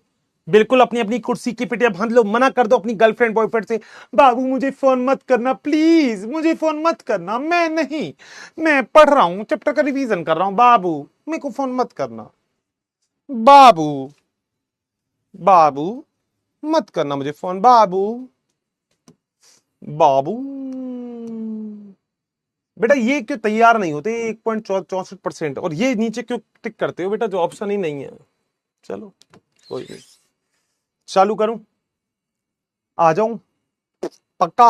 देखो रिवीजन करूंगा मैं एनसीईआरटी के साथ, कि आपको भी लगे कि हमने एक बार और एनसीईआरटी पढ़ ली है। तो ये मैंने तुम्हारे सामने एनसीईआरटी रख रखी है, तो एनसीईआरटी के साथ एक बार रिवीजन कर दूंगा। यूं मत कहना साफ नहीं दिख रहा और नहीं दिख रहा फलाना ढिकाना, क्योंकि बेटा एनसीईआरटी तुम्हारे पास भी होगी। मैं तो ऐसे ही बस तुमको एनसीईआरटी दिखा रहा हूं, बाकी तुम्हारे पास एनसीईआरटी होगी, उसमें देखना, ठीक है? मैं तो बस ऐसे ही दिखा रहा हूं एनसीईआरटी। चालू करूं? पक्का पक्का? ओके ओके सर, सर चालू कर दो, कर दो सर, कर दो, कर देते हैं बेटा, चालू कर देते हैं। आज ले बेटा, अभी ले, अभी चालू कर देते हैं मुन्ना, कोई लोड ही नहीं है, आ जाओ। देखो बेटा, सबसे पहले तो पंचानन माहेश्वरी जी ने बहुत सारी चीजें बताई यहां पर राजस्थान के अंदर, बहुत खुशी की बात है। उसके तुरंत बाद हम चले थे इस चैप्टर के ऊपर, जहां पे हमने पढ़ा था पुष्पी पादप में लैंगिक जनन आखिर क्या होता है। जब आपने पूरी एनसीईआरटी पढ़ी थी तो हमने बोला था कि पुष्प बड़ा इंपॉर्टेंट होता है, पुष्प का निर्माण फ्लोरिजन हार्मोन के द्वारा होगा। पुष्प का जो कल्चर होता है, अपनी अपनी नोटबुक अपने सामने रखना और थंब और यस करते रहना, थंब यस दिल बनाते रहना अगर सब कुछ क्लियर चल रहा है तो। पुष्प का जो निर्माण होता है वो क्या होता है, अब हम सब जानते हैं। हम जानते हैं जो पुष्प होता है वो फ्लोरिजन के हार्मोन के द्वारा बना होता है। हम जानते हैं पुष्प का संवर्धन, उसका मार्केटिंग करना फ्लोरिकल्चर के अकॉर्डिंग आता है। हम जानते हैं कि जो पुष्प होता है वो बहुत सारे रोल रखता है अपने अंदर, बहुत इंपॉर्टेंट होता है पुष्प। ये सारी चीज हमने पुष्प के एक आवश्यक रंग भी पहचान चुके, निषेचन की घटनाएं भी पढ़ चुके, धूरा निषेचन हम पढ़ चुके, निषेचन के बाद की प्रावस्था बीज और फल का निर्माण भी पढ़ चुके, असंग जनन और बहुभ्रूणता भी पढ़ चुके। आ जाओ, पुष्प क्या होता है? पुष्प के बहुत सारे रोल होते हैं, इधर उधर पुष्प देने का काम, अपनी फीलिंग बताने का काम भी पुष्प करता है। ये एक बहुत ही प्यारा सा डायग्राम है पुष्प का। आपकी एनसीईआरटी और आपके नोट्स आपके सामने होने चाहिए, अगर आप इस चीज का रिवीजन कर रहे हो तो। फिर बोल रहा हूं आपसे, सामने होने चाहिए, ठीक है। आगे, ये बाह्य दल और दल, मैंने बोला था इसमें आवश्यक होते हैं और सहायक होते हैं। मैंने कहा आवश्यक होंगे दो, नर और मादा, बाकी सारे के सारे सहायक होंगे। क्लियर है? आगे चलते हैं। ये पुष्प कैसा होता है उसके बारे में है। निषेचन से पहले आखिर क्या क्या घटनाएं होती हैं उनके बारे में बात करी हुई है। पहली संरचना थी ये वाली, जिसके अंदर हमने पराग कोश की बात की थी और फिर नीचे पुतंतु की बात की थी। मैंने बोला था इसके अंदर अगर देखा जाए तो यहाँ पे दो थिका प्रेजेंट होते हैं, डाइथिकस डाइथिकस टेट्रास्पोरेंजिएट, यानी कि चतुष्टक पाया जाता है। याद है? पूरा डायग्राम याद हो गया होगा मेरे हिसाब से। ये बोला था द्विपालित होते हैं, हर में दो कोष्ठक होते हैं। लघु बीजाणुधानी यानी कि मेल के बारे में बात करते हैं, गुरु बीजाणुधानी यानी कि फीमेल के बारे में बात करते हैं। ये सारा पढ़ चुके थे। लघु बीजाणुधानी की संरचना में सबसे पहले टैपेटम, मेरे ख्याल से 4 चीजें मैंने आपको बताई थी। सबसे पहले बाहर त्वचा के बारे में बताई थी, फिर एंडोथीसियम बताई थी, फिर मध्य परत बताई थी, फिर टैपेटम बताई थी। टैपेटम बहुत सारे रोल करती है, आपको पता होना चाहिए। टैपेटम पोलन किट का निर्माण करती है, जो कि येलो रंग और यूवी लाइट से और चिपकने का भी सहायता प्रदान करता है। टैपेटम जो होता है वो एक्साइन बनाती है, बाह्य चोल बनाती है परागकण का। जो टैपेटम होती है वो ही बहुत इंपॉर्टेंट होती है, बहु केंद्रक की अवस्था होती है, एक से ज्यादा केंद्रक टैपेटम में पाए जाते हैं। सघन कोशिका द्रव्य मिलता है टैपेटम के अंदर। टैपेटम के अंदर बहुत सारे केंद्रक आपको आसानी से देखने को मिलते हैं। ये मैंने 4 चीजें आपको बताई थी, बाहरी भाग बाह्य त्वचा यानी कि एपिडर्मिस, फिर एंडोथीसियम, फिर मध्य परत, फिर टैपेटम। सारी चीज करने के बाद ये मैंने आपको बताया था, जो परिपक्व परागकोश होगा उसके अंदर केवल 2 ही आपको एरिया मिलेंगे, यहां से और यहां से, दोनों तरफ से चीजें निकल सकती हैं, कोई दिक्कत नहीं है। इसके बाद यहाँ पे हम लोग पूरा पढ़ते हैं लघु बीजाणुधानी चतुष्क क्या होते हैं, आपको पता होना चाहिए। मैंने बताया था कि परागकण का उपयोग भी बहुत ज्यादा आता है। परागकण जो होते हैं वो आपको फॉसिल के अंदर भी मिलते हैं, क्योंकि उसके अंदर क्या पाया जाता है पता होगा, स्पोरोपोलिन, जो किसी भी अम्ल के द्वारा, किसी भी क्षार के द्वारा, किसी भी तापमान के द्वारा, किसी भी एंजाइम के द्वारा उसको आप अपघटित नहीं कर सकते। परागकण बड़ा ही इंपॉर्टेंट होता है, वो भी आपको पता है। परागकण जो होता है उसका साइज क्या होता है वो भी हम पढ़ चुके हैं। गोलीय होता है, 25 से 50 माइक्रोमीटर का होता है। जनन छिद्र के बारे में आपको पता है, एक्साइन कंटिन्यू नहीं होती, बीच में गैप होता है, जिसे हम जनन छिद्र कहते हैं। यहाँ पे कायिक कोशिका और जनन कोशिका के बारे में याद होगा कि बड़ी वाली जो होती है वो होती है कायिक कोशिका, और जो छोटी वाली होती है वो होती है जनन कोशिका। जो कायिक कोशिका होती है उसके अंदर जनन कोशिका तैरती है, ये हमने लोग पढ़ चुके हैं। फिर इतना काम करने के बाद हमने पार्थेनियम के बारे में बात की थी। हमने बात की थी कई बार ये एलर्जी करने का काम करते हैं। पार्थेनियम जिसे हम कैरेट ग्रास कहते हैं, चीनोपोडियम भी मैंने आपको लिखवाया, एमरेंथस भी मैंने आपको लिखवाया, सारी चीज लिखवा रखी है। टैबलेट्स के रूप में आप इसका उपयोग करते हैं, वो भी हम पूरा बता चुके हैं। कईयों की क्रायो प्रिजर्वेशन, लिक्विड नाइट्रोजन में -196 डिग्री सेंटीग्रेड में हम इसको सुरक्षित रख सकते हैं, कुछ 30 मिनट तक रहते हैं। मगर लेग्यूमिनेसी, सोलोनेसी ये कई महीनों तक जिंदा रह सकते हैं परागकण। ये डायग्राम बड़ा इंपॉर्टेंट है बेटा, मार्क कर लेना। मैंने आपसे बोला था ये डायग्राम बड़ा इंपॉर्टेंट है, ये याद ही रखना। ये डायग्राम ये याद रखना। जैसे माइशेलिया के अंदर बहुअंडपी होंगे, बड़ा इंपॉर्टेंट क्वेश्चन बन जाता है। गुड़हल के अंदर विच्छेदित पुष्प होंगे, इंपॉर्टेंट है, मार्क कर लेना। और मैंने बोला था ये बनाना है आपको, डायग्राम इंपॉर्टेंट है, ये IMP डायग्राम है, याद रखना इस डायग्राम को, ठीक है। आगे चलते हैं। वर्तिका ग्रंथिका अंडाशय, एक अंडप हो तो एक अंडपी, एक से ज्यादा अंडप हो तो बहुअंडपी कहते हैं। यहाँ पे बीजांड क्या होता है, बीजांड व्रंत क्या होता है, आपको सारा पता है। अध्यवरण नाभिका क्या होते हैं, मैक्रोपाइलर, चैलेजेलेंड्स, लगभग सब बता चुका था, कोई दिक्कत ही नहीं होगी। गुरु बीजाणु जनन कैसे निर्माण करोगे वो भी आपको पता ही है। अच्छा, एक बात तो मेरे ख्याल से अब आपको क्लियर होगी। एक बार निषेचन करने के बाद, मैं दोबारा बोल रहा हूं तो सारे के सारे बच्चे ध्यान से सुनना। देखो, अगर मान लो नीट के अंदर क्वेश्चन आया कि 10 बीज बनाने, या मान लो 10 नहीं, ऐसे मान लो 20 बीज बनाने के लिए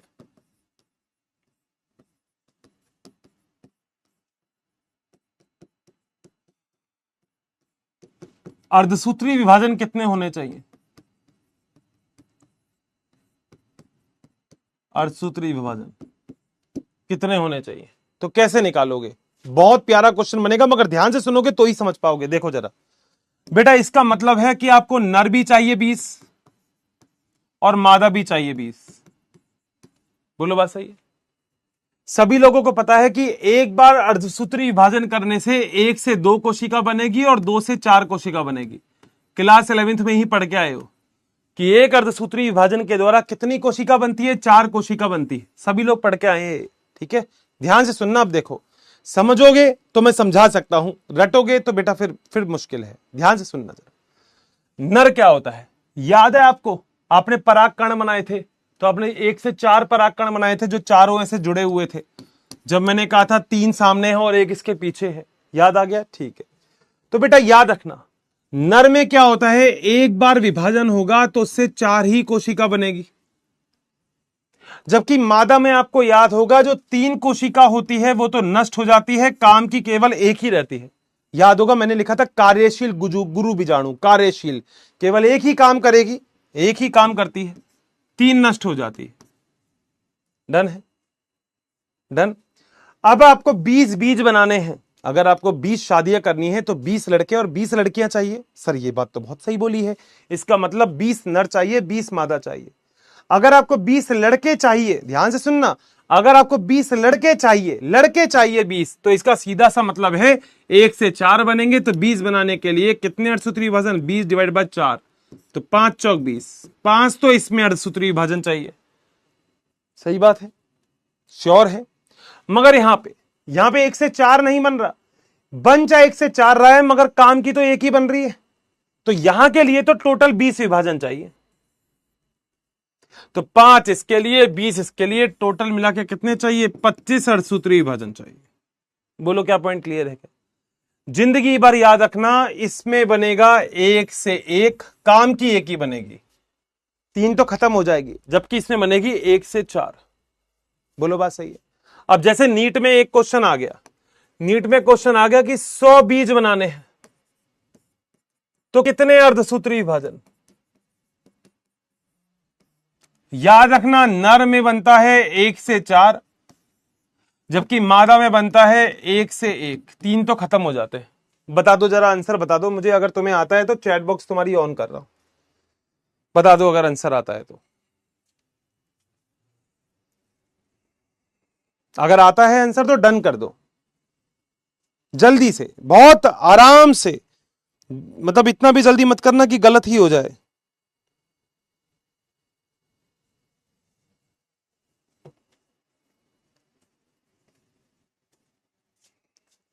आंसर तो दे ही दिया, 1 से 4। 100 बीज बनाने हैं तो बेटा 1 से 4 बनेंगे, तो 100 डिवाइडेड बाय 4, ये तो आ गया 25। जबकि इसमें 1 से 1 बनेगा तो 100 अर्धसूत्री विभाजन इसमें चाहिए, तो 100 और 25 मिलाओगे तो कितने बनेंगे, 125 बनेंगे। बोलो डन है क्या? पक्का कर लोगे सारे के सारे ये वाला काम? कोई दिक्कत तो नहीं है? कोई दिक्कत नहीं है ना? पक्का श्योर? अब देखो जरा दिमाग के घोड़े और दौड़ाता हूं, ठीक है? दिमाग के घोड़े, अगर 60 बीज चाहिए तो बताओ कितने अर्धसूत्री विभाजन, 60 बीज बताओ। तुम कहते हो ना क्वेश्चन लो बेटा, क्वेश्चन ही क्वेश्चन लो, क्यों टेंशन लेते हो? 60 बीज हैं तो कितने अर्धसूत्री विभाजन चाहिए, खुद करो बेटा, जल्दबाजी नहीं करनी, खुद को करना है, तुम्हें खुद को करना है, ये जल्दबाजी नहीं करनी है। ध्यान से ध्यान से ध्यान से, 60 बीज बनाने हैं तो बेटा नर कितने बनाएंगे, नर में वही है 60 डिवाइड बाय 4, 2 से काटता हूं तुमसे, 2 से ही कटेगा, 2 दूनी 4, 2 तिया 6, 30 हो गया, 2 एकम 2, 2 पंजे 10, ठीक है। और मादा में कितने चाहिए, मादा में तो 1 से 1 चाहिए, तो 60 चाहिए, तो 60 प्लस 15 बराबर कितने हो गए, 75 हो गए। क्या यही आंसर आया था सबका? 100%। अब दिमाग के घोड़े खोल रहा हूं, चैट बॉक्स ऑफ कर रहा हूं, एक बहुत प्यारी चीज बता रहा हूं, याद रख लेना बस। 60 तो कोई भी बना लेगा, अब तो कोई भी, इसमें तो कोई लोड ही नहीं है। मगर पंगा कहां है? पंगा आ गया कि अगर 61 बीज आ गए, 61 बीज, ये क्वेश्चन आ गया 61 बीज का, सर ये गड़बड़ हो गई यार, अब तो बहुत दिक्कत आएगी। तो ध्यान से सुनो बेटा, ध्यान से सुनना अब जरा, नर और मादा, मादा में तो 61 विभाजन होंगे ही होंगे, उसमें तो कोई दिक्कत है ही नहीं। हाँ सर ये बात तो सही है। नर में कैसे देखोगे वो समझने वाली बात है। नर में 61/4 आता है। हाँ ठीक है, तो यहां पे विभाजन कर लोगे, सही है, निकाल लोगे ना। तो देखो कैसे आएगा, 4 एकम 4, 2 बच गया, 4 पंजे 20, 15 पॉइंट समथिंग आ गया। यानी कि पूरा अगला एक विभाजन तो करना ही पड़ेगा आपको, आधा विभाजन कभी नहीं होता। आपको एक कोशिका चाहिए, 2 चाहिए, 3 चाहिए, 4 चाहिए, आपको पूरा ही विभाजन करना पड़ेगा। यानी कि यहां पे 15 विभाजन से काम नहीं होगा, यहां पे कितने विभाजन होंगे, 16 विभाजन होंगे। इससे पहले तक आपका 15 विभाजन में काम चल रहा था, मगर 15 पॉइंट का मतलब पूरा विभाजन पूरा होगा अगला। तो बेटा 16 विभाजन इसके और ये इसके, 6 और 1 7 और 6 और 1 7। क्या पॉइंट क्लियर है क्या? डन कर दो अगर बात क्लियर है तो। पूरा विभाजन करवाओगे इसका पूरा, बोलो डन है।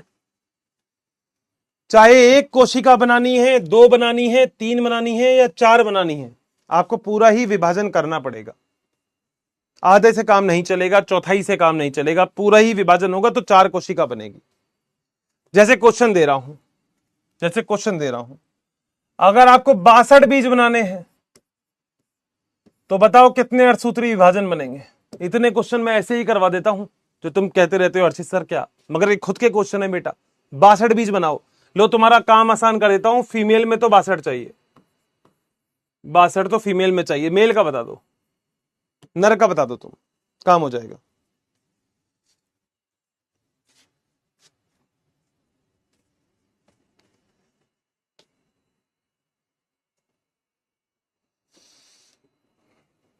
बताओ जल्दी। अच्छा चैट बॉक्स बंद है क्या? नर का बताओ, टोटल बता दो कितने होंगे।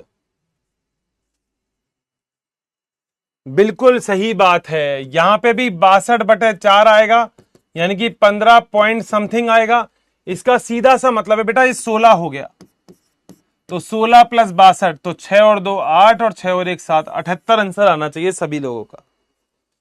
बताओ आसान है क्या? पक्का? अगर यहीं पे ही क्वेश्चन आ गया कि 63 बीज चाहिए, तो बेटा फीमेल में तो आ गई 63, क्योंकि 1 से 1 ही बनता है। जबकि मेल में क्या आ गया, 63/4, वही 15 पॉइंट समथिंग, यानी कि वही हो गया 16। तो बेटा 63 + 16 कर लो, 9 6 और 1 7। बोलो क्या पॉइंट क्लियर है? समझने पे ध्यान दो बेटा, समझने पे ध्यान दो। पोल वोल मत चिल्लाया करो, पोल पोल पोल वो मत किया करो बेटा। तुम समझने पे ध्यान दो, समझना जरूरी है तुम्हारे लिए, बजाय कुछ भी और करने के। समझो बेटा, समझना जरूरी है। समझोगे तो मजा आएगा तुम्हें भी मुझे भी। समझो बेटा, मैं रटा नहीं रहा हूं ना, समझा रहा हूं तो समझो बेटा। मतलब तुम्हें समझ में आना चाहिए। याद रखना, नर में 1 से बनती है 4, मादा में 1 से 1 ही बनती है। बनती 4 है मगर 3 खत्म हो जाती है। तुमने डायग्राम में भी बनाया, कोई दिक्कत ही नहीं है। सही है? पक्का?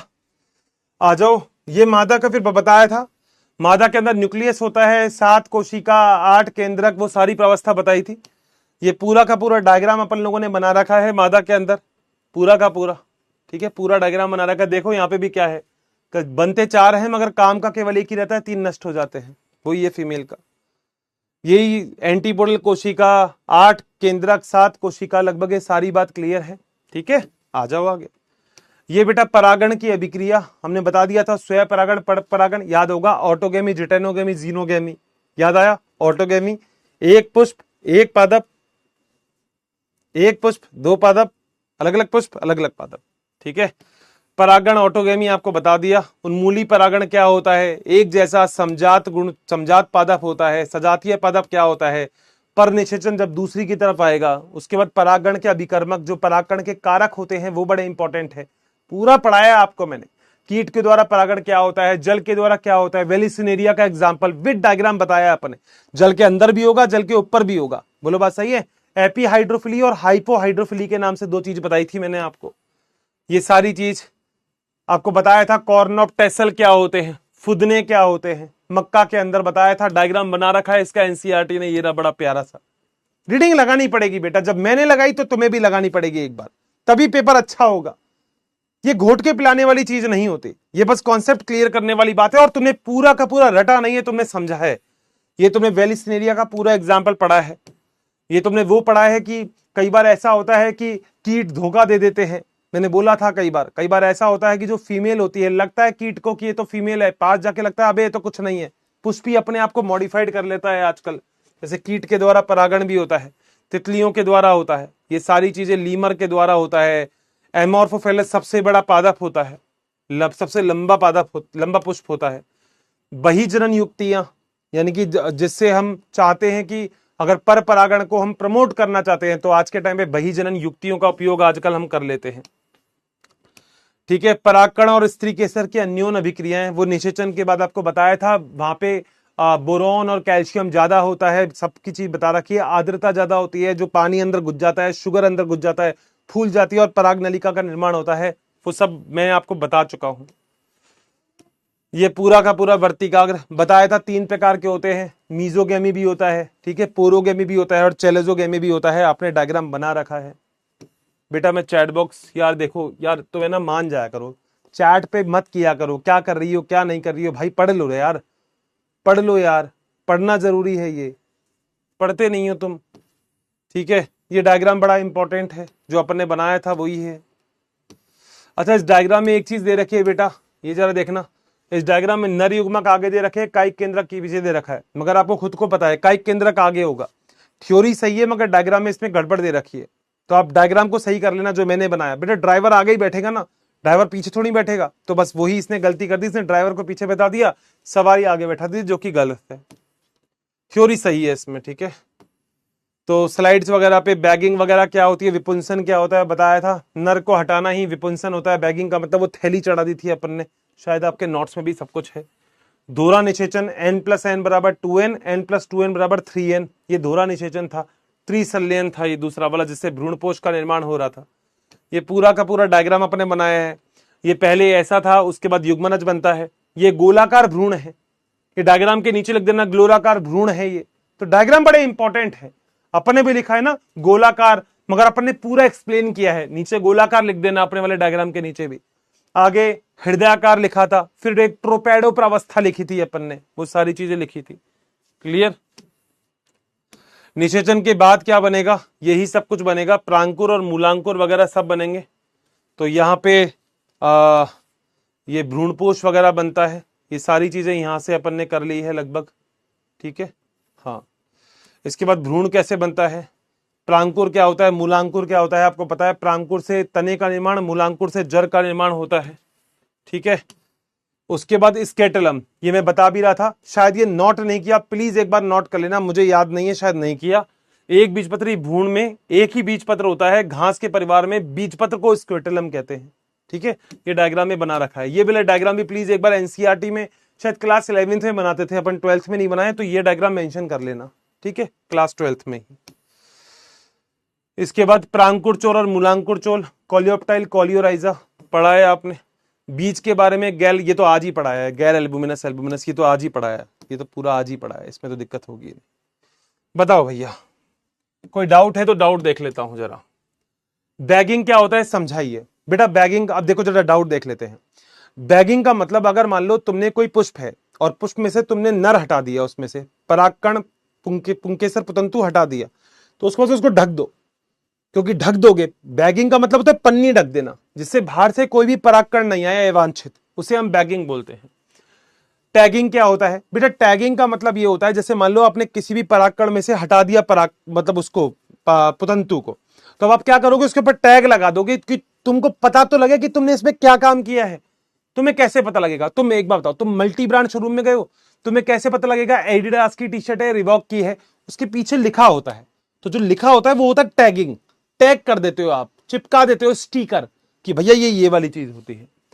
आज टाइम का पता ही नहीं चला बेटा, बस सही बात है सर, जब आप पढ़ा लिया है तो सब नोट्स में ही है, एनसीईआरटी नहीं बेटा, एनसीईआरटी देखो पढ़नी पड़ती है, तुम लोग भी पढ़ना है एनसीईआरटी।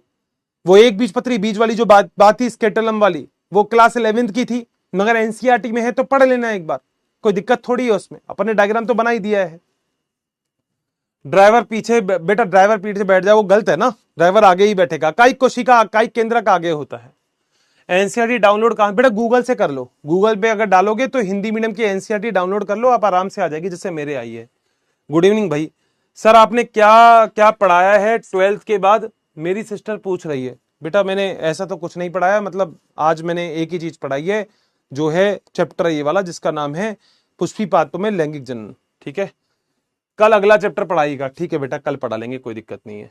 यहां से बोर्ड में सब आता है, बिल्कुल बेटा, बोर्ड में सीधा क्वेश्चन आएगा, दोहरा निषेचन को समझाओ, तो डायग्राम बनाना है आपको, कोई पराग नलिका बना के N N two N N two N 3n इस तरीके से समझाना है आपको।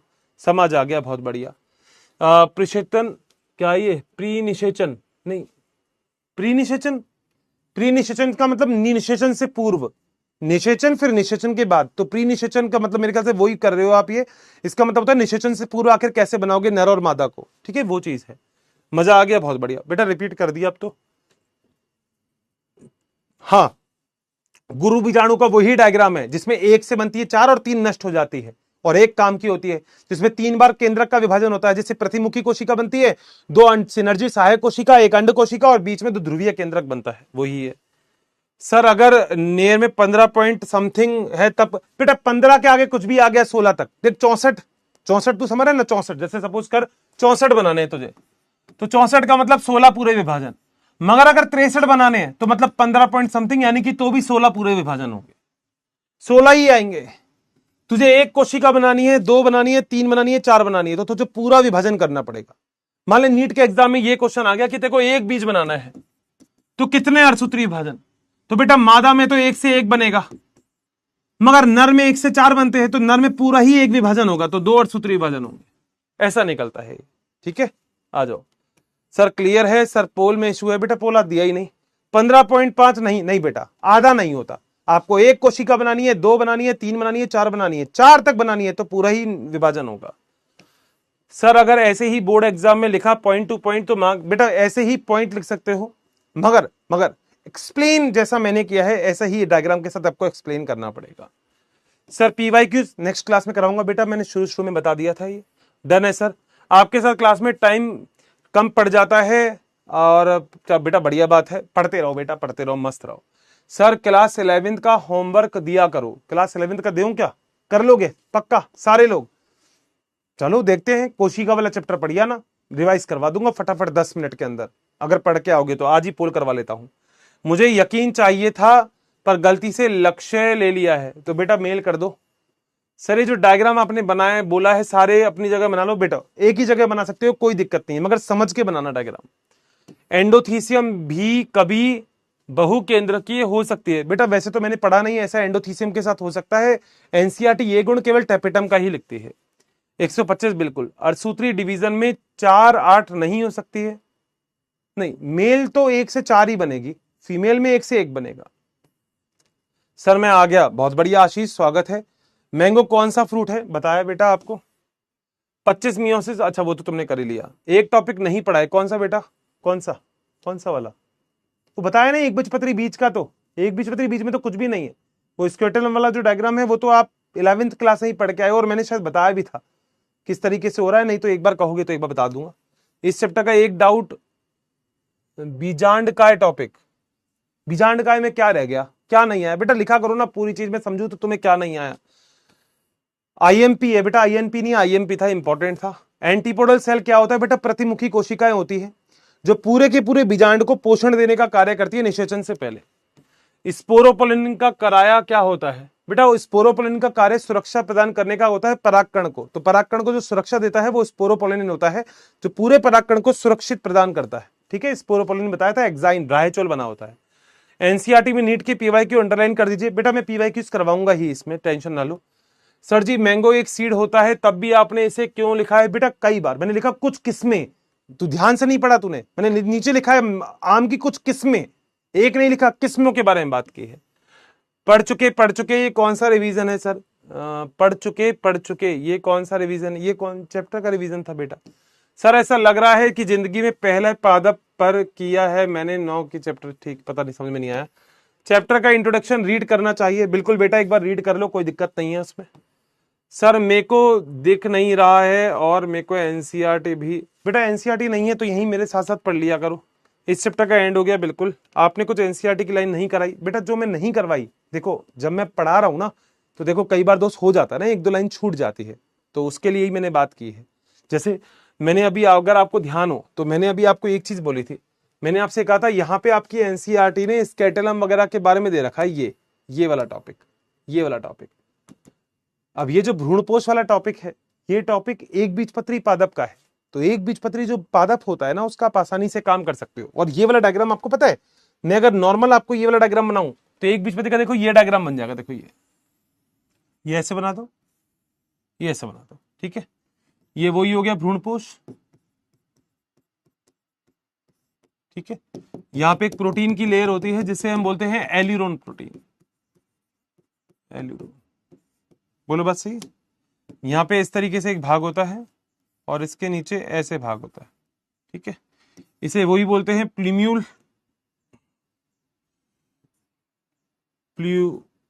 प्यूम्यूल, और नीचे ये होता है वही रेडिकल, ठीक है। यहां पे ये वाला भाग होता है, ये होता है, इसे हम बोलते हैं कॉलियोप्टाइल, और इसे हम बोलते हैं कॉलियोराइजा। और यहीं पे एक छोटी सी बात जो मैंने अभी भी आपको बताई कि यही बीजपत्र जो होता है, इसमें ही भ्रूण में एक बीजपत्री में क्या होता है, स्क्विटेलम पाई जाते हैं। स्क्विटेलम का मतलब क्या होता है, जो बीजपत्र का ऐसा सिरा जो केवल एक बीजपत्री ही पाया जाता है उसे स्क्विटेलम कहते हैं। ये वाला डायग्राम किसका, ये है एक बीजपत्री का, एक बीजपत्री बीज का,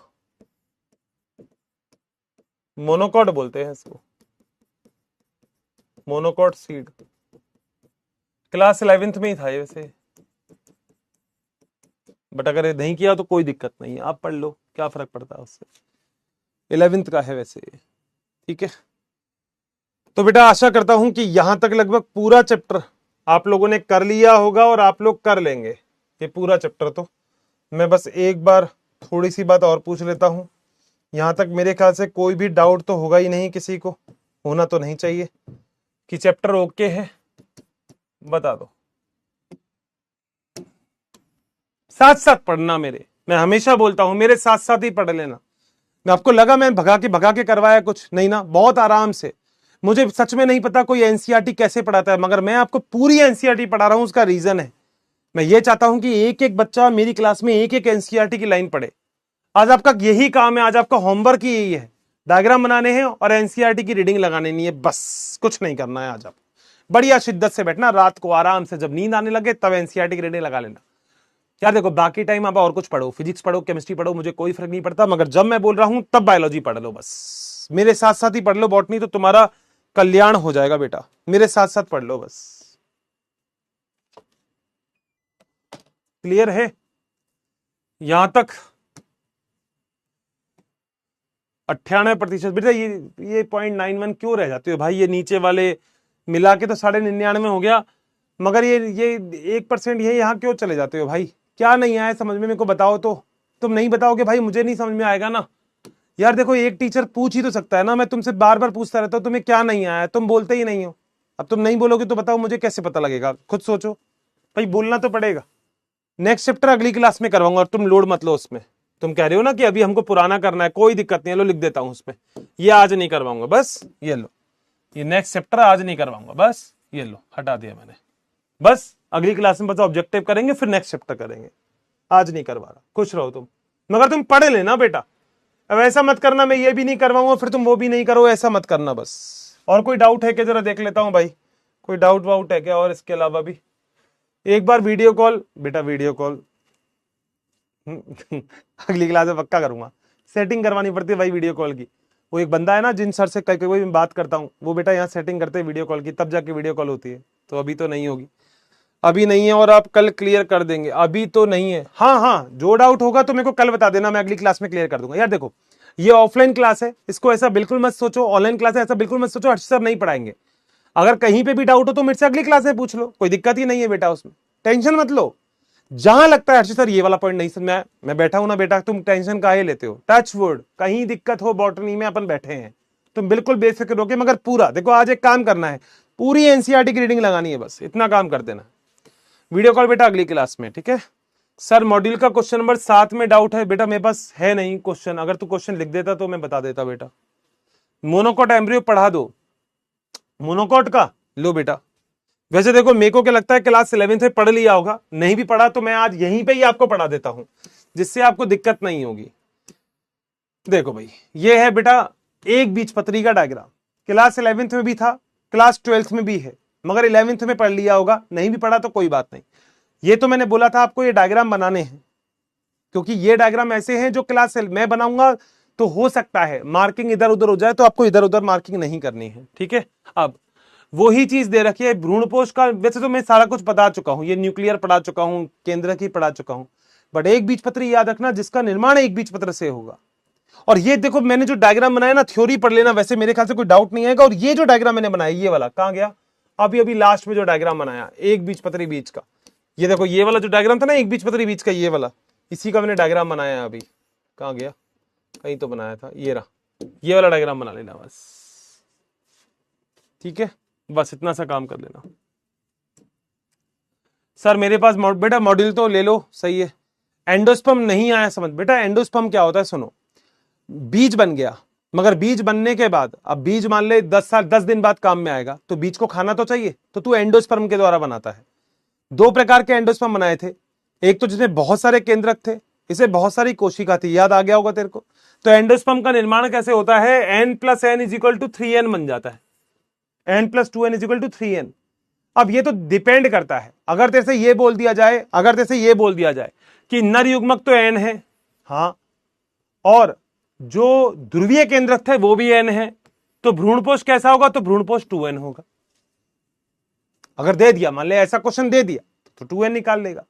तेरे से बोल दिया जाए सामान्य रूप से कैसा होता है, तो बोलता है नर युग्मक n होता है, मादा युग्मक 2n, वो भ्रूण जो ध्रुवीय केंद्रक होते हैं वो 2n होते हैं, = 3n हो गया। बस ऐसे निकाल सकते हैं आसानी से। टाइप ऑफ फ्यूल नहीं बताए बेटा, बताया तो था, या तो एक अंडपी होगा या बहु अंडपी होगा, कैसी बात कर रहा है। मेरा नाम नहीं लेते, अनुराग तेरा नाम ले लिया। मोबाइल नंबर बेटा, मोबाइल नंबर नहीं।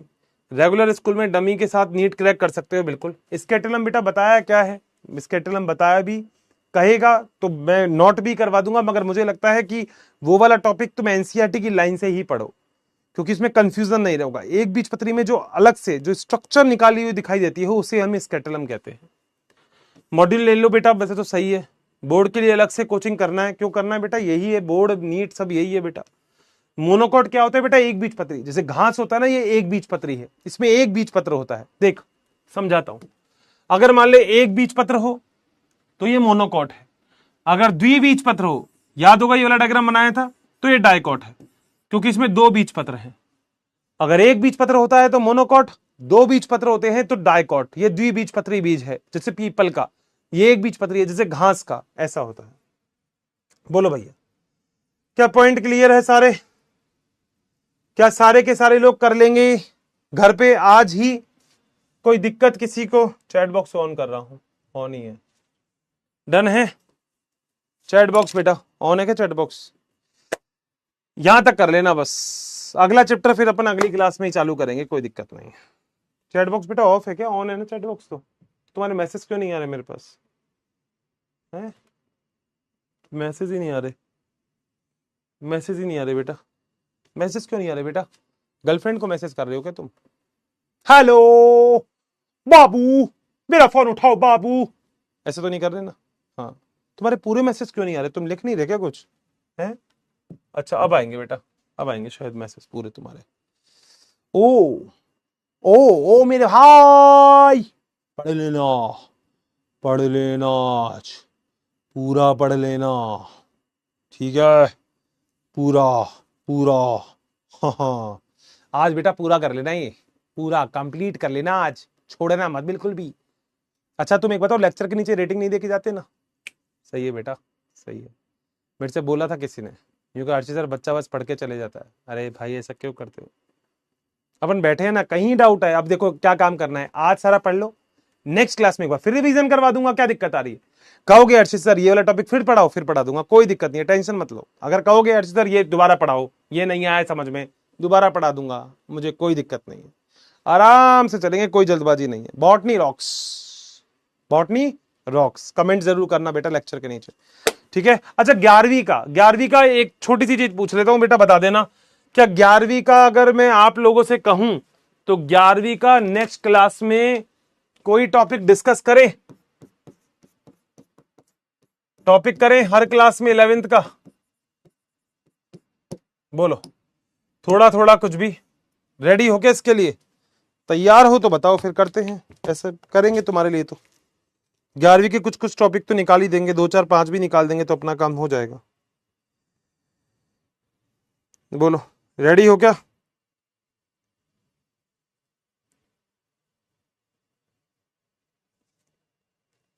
ग्यारहवीं का अगर 11वीं का तैयार हो तो बता दो मेरे को। ओ 98% तैयार है। तो एक काम करते हैं, सेल वाले चैप्टर का रिवीजन करेंगे, कोशिका वाले चैप्टर का पढ़ के आना है। क्लास 11th का चैप्टर है कोशिका, इसका रिवीजन करेंगे, आधा चैप्टर का रिवीजन कर देंगे। कहां तक कर लेंगे अपन कर लेंगे इसका रिवीजन हरित लवक तक, सारे लोग पढ़ के आएंगे हरित लवक तक, सारा पढ़ के आना चैप्टर, अपन इसका रिवीजन करेंगे, ठीक है। चले भाई, तो इजाजत है? पक्का पक्का? कोई दिक्कत, कोई समस्या, परेशानी नहीं है? चलो भाई कमेंट कर देना बेटा। Bye bye, take care, thank you so much, have a nice day. Hula hula hula, bye bye, gorilla gang, हा हा हा, बाय बाय।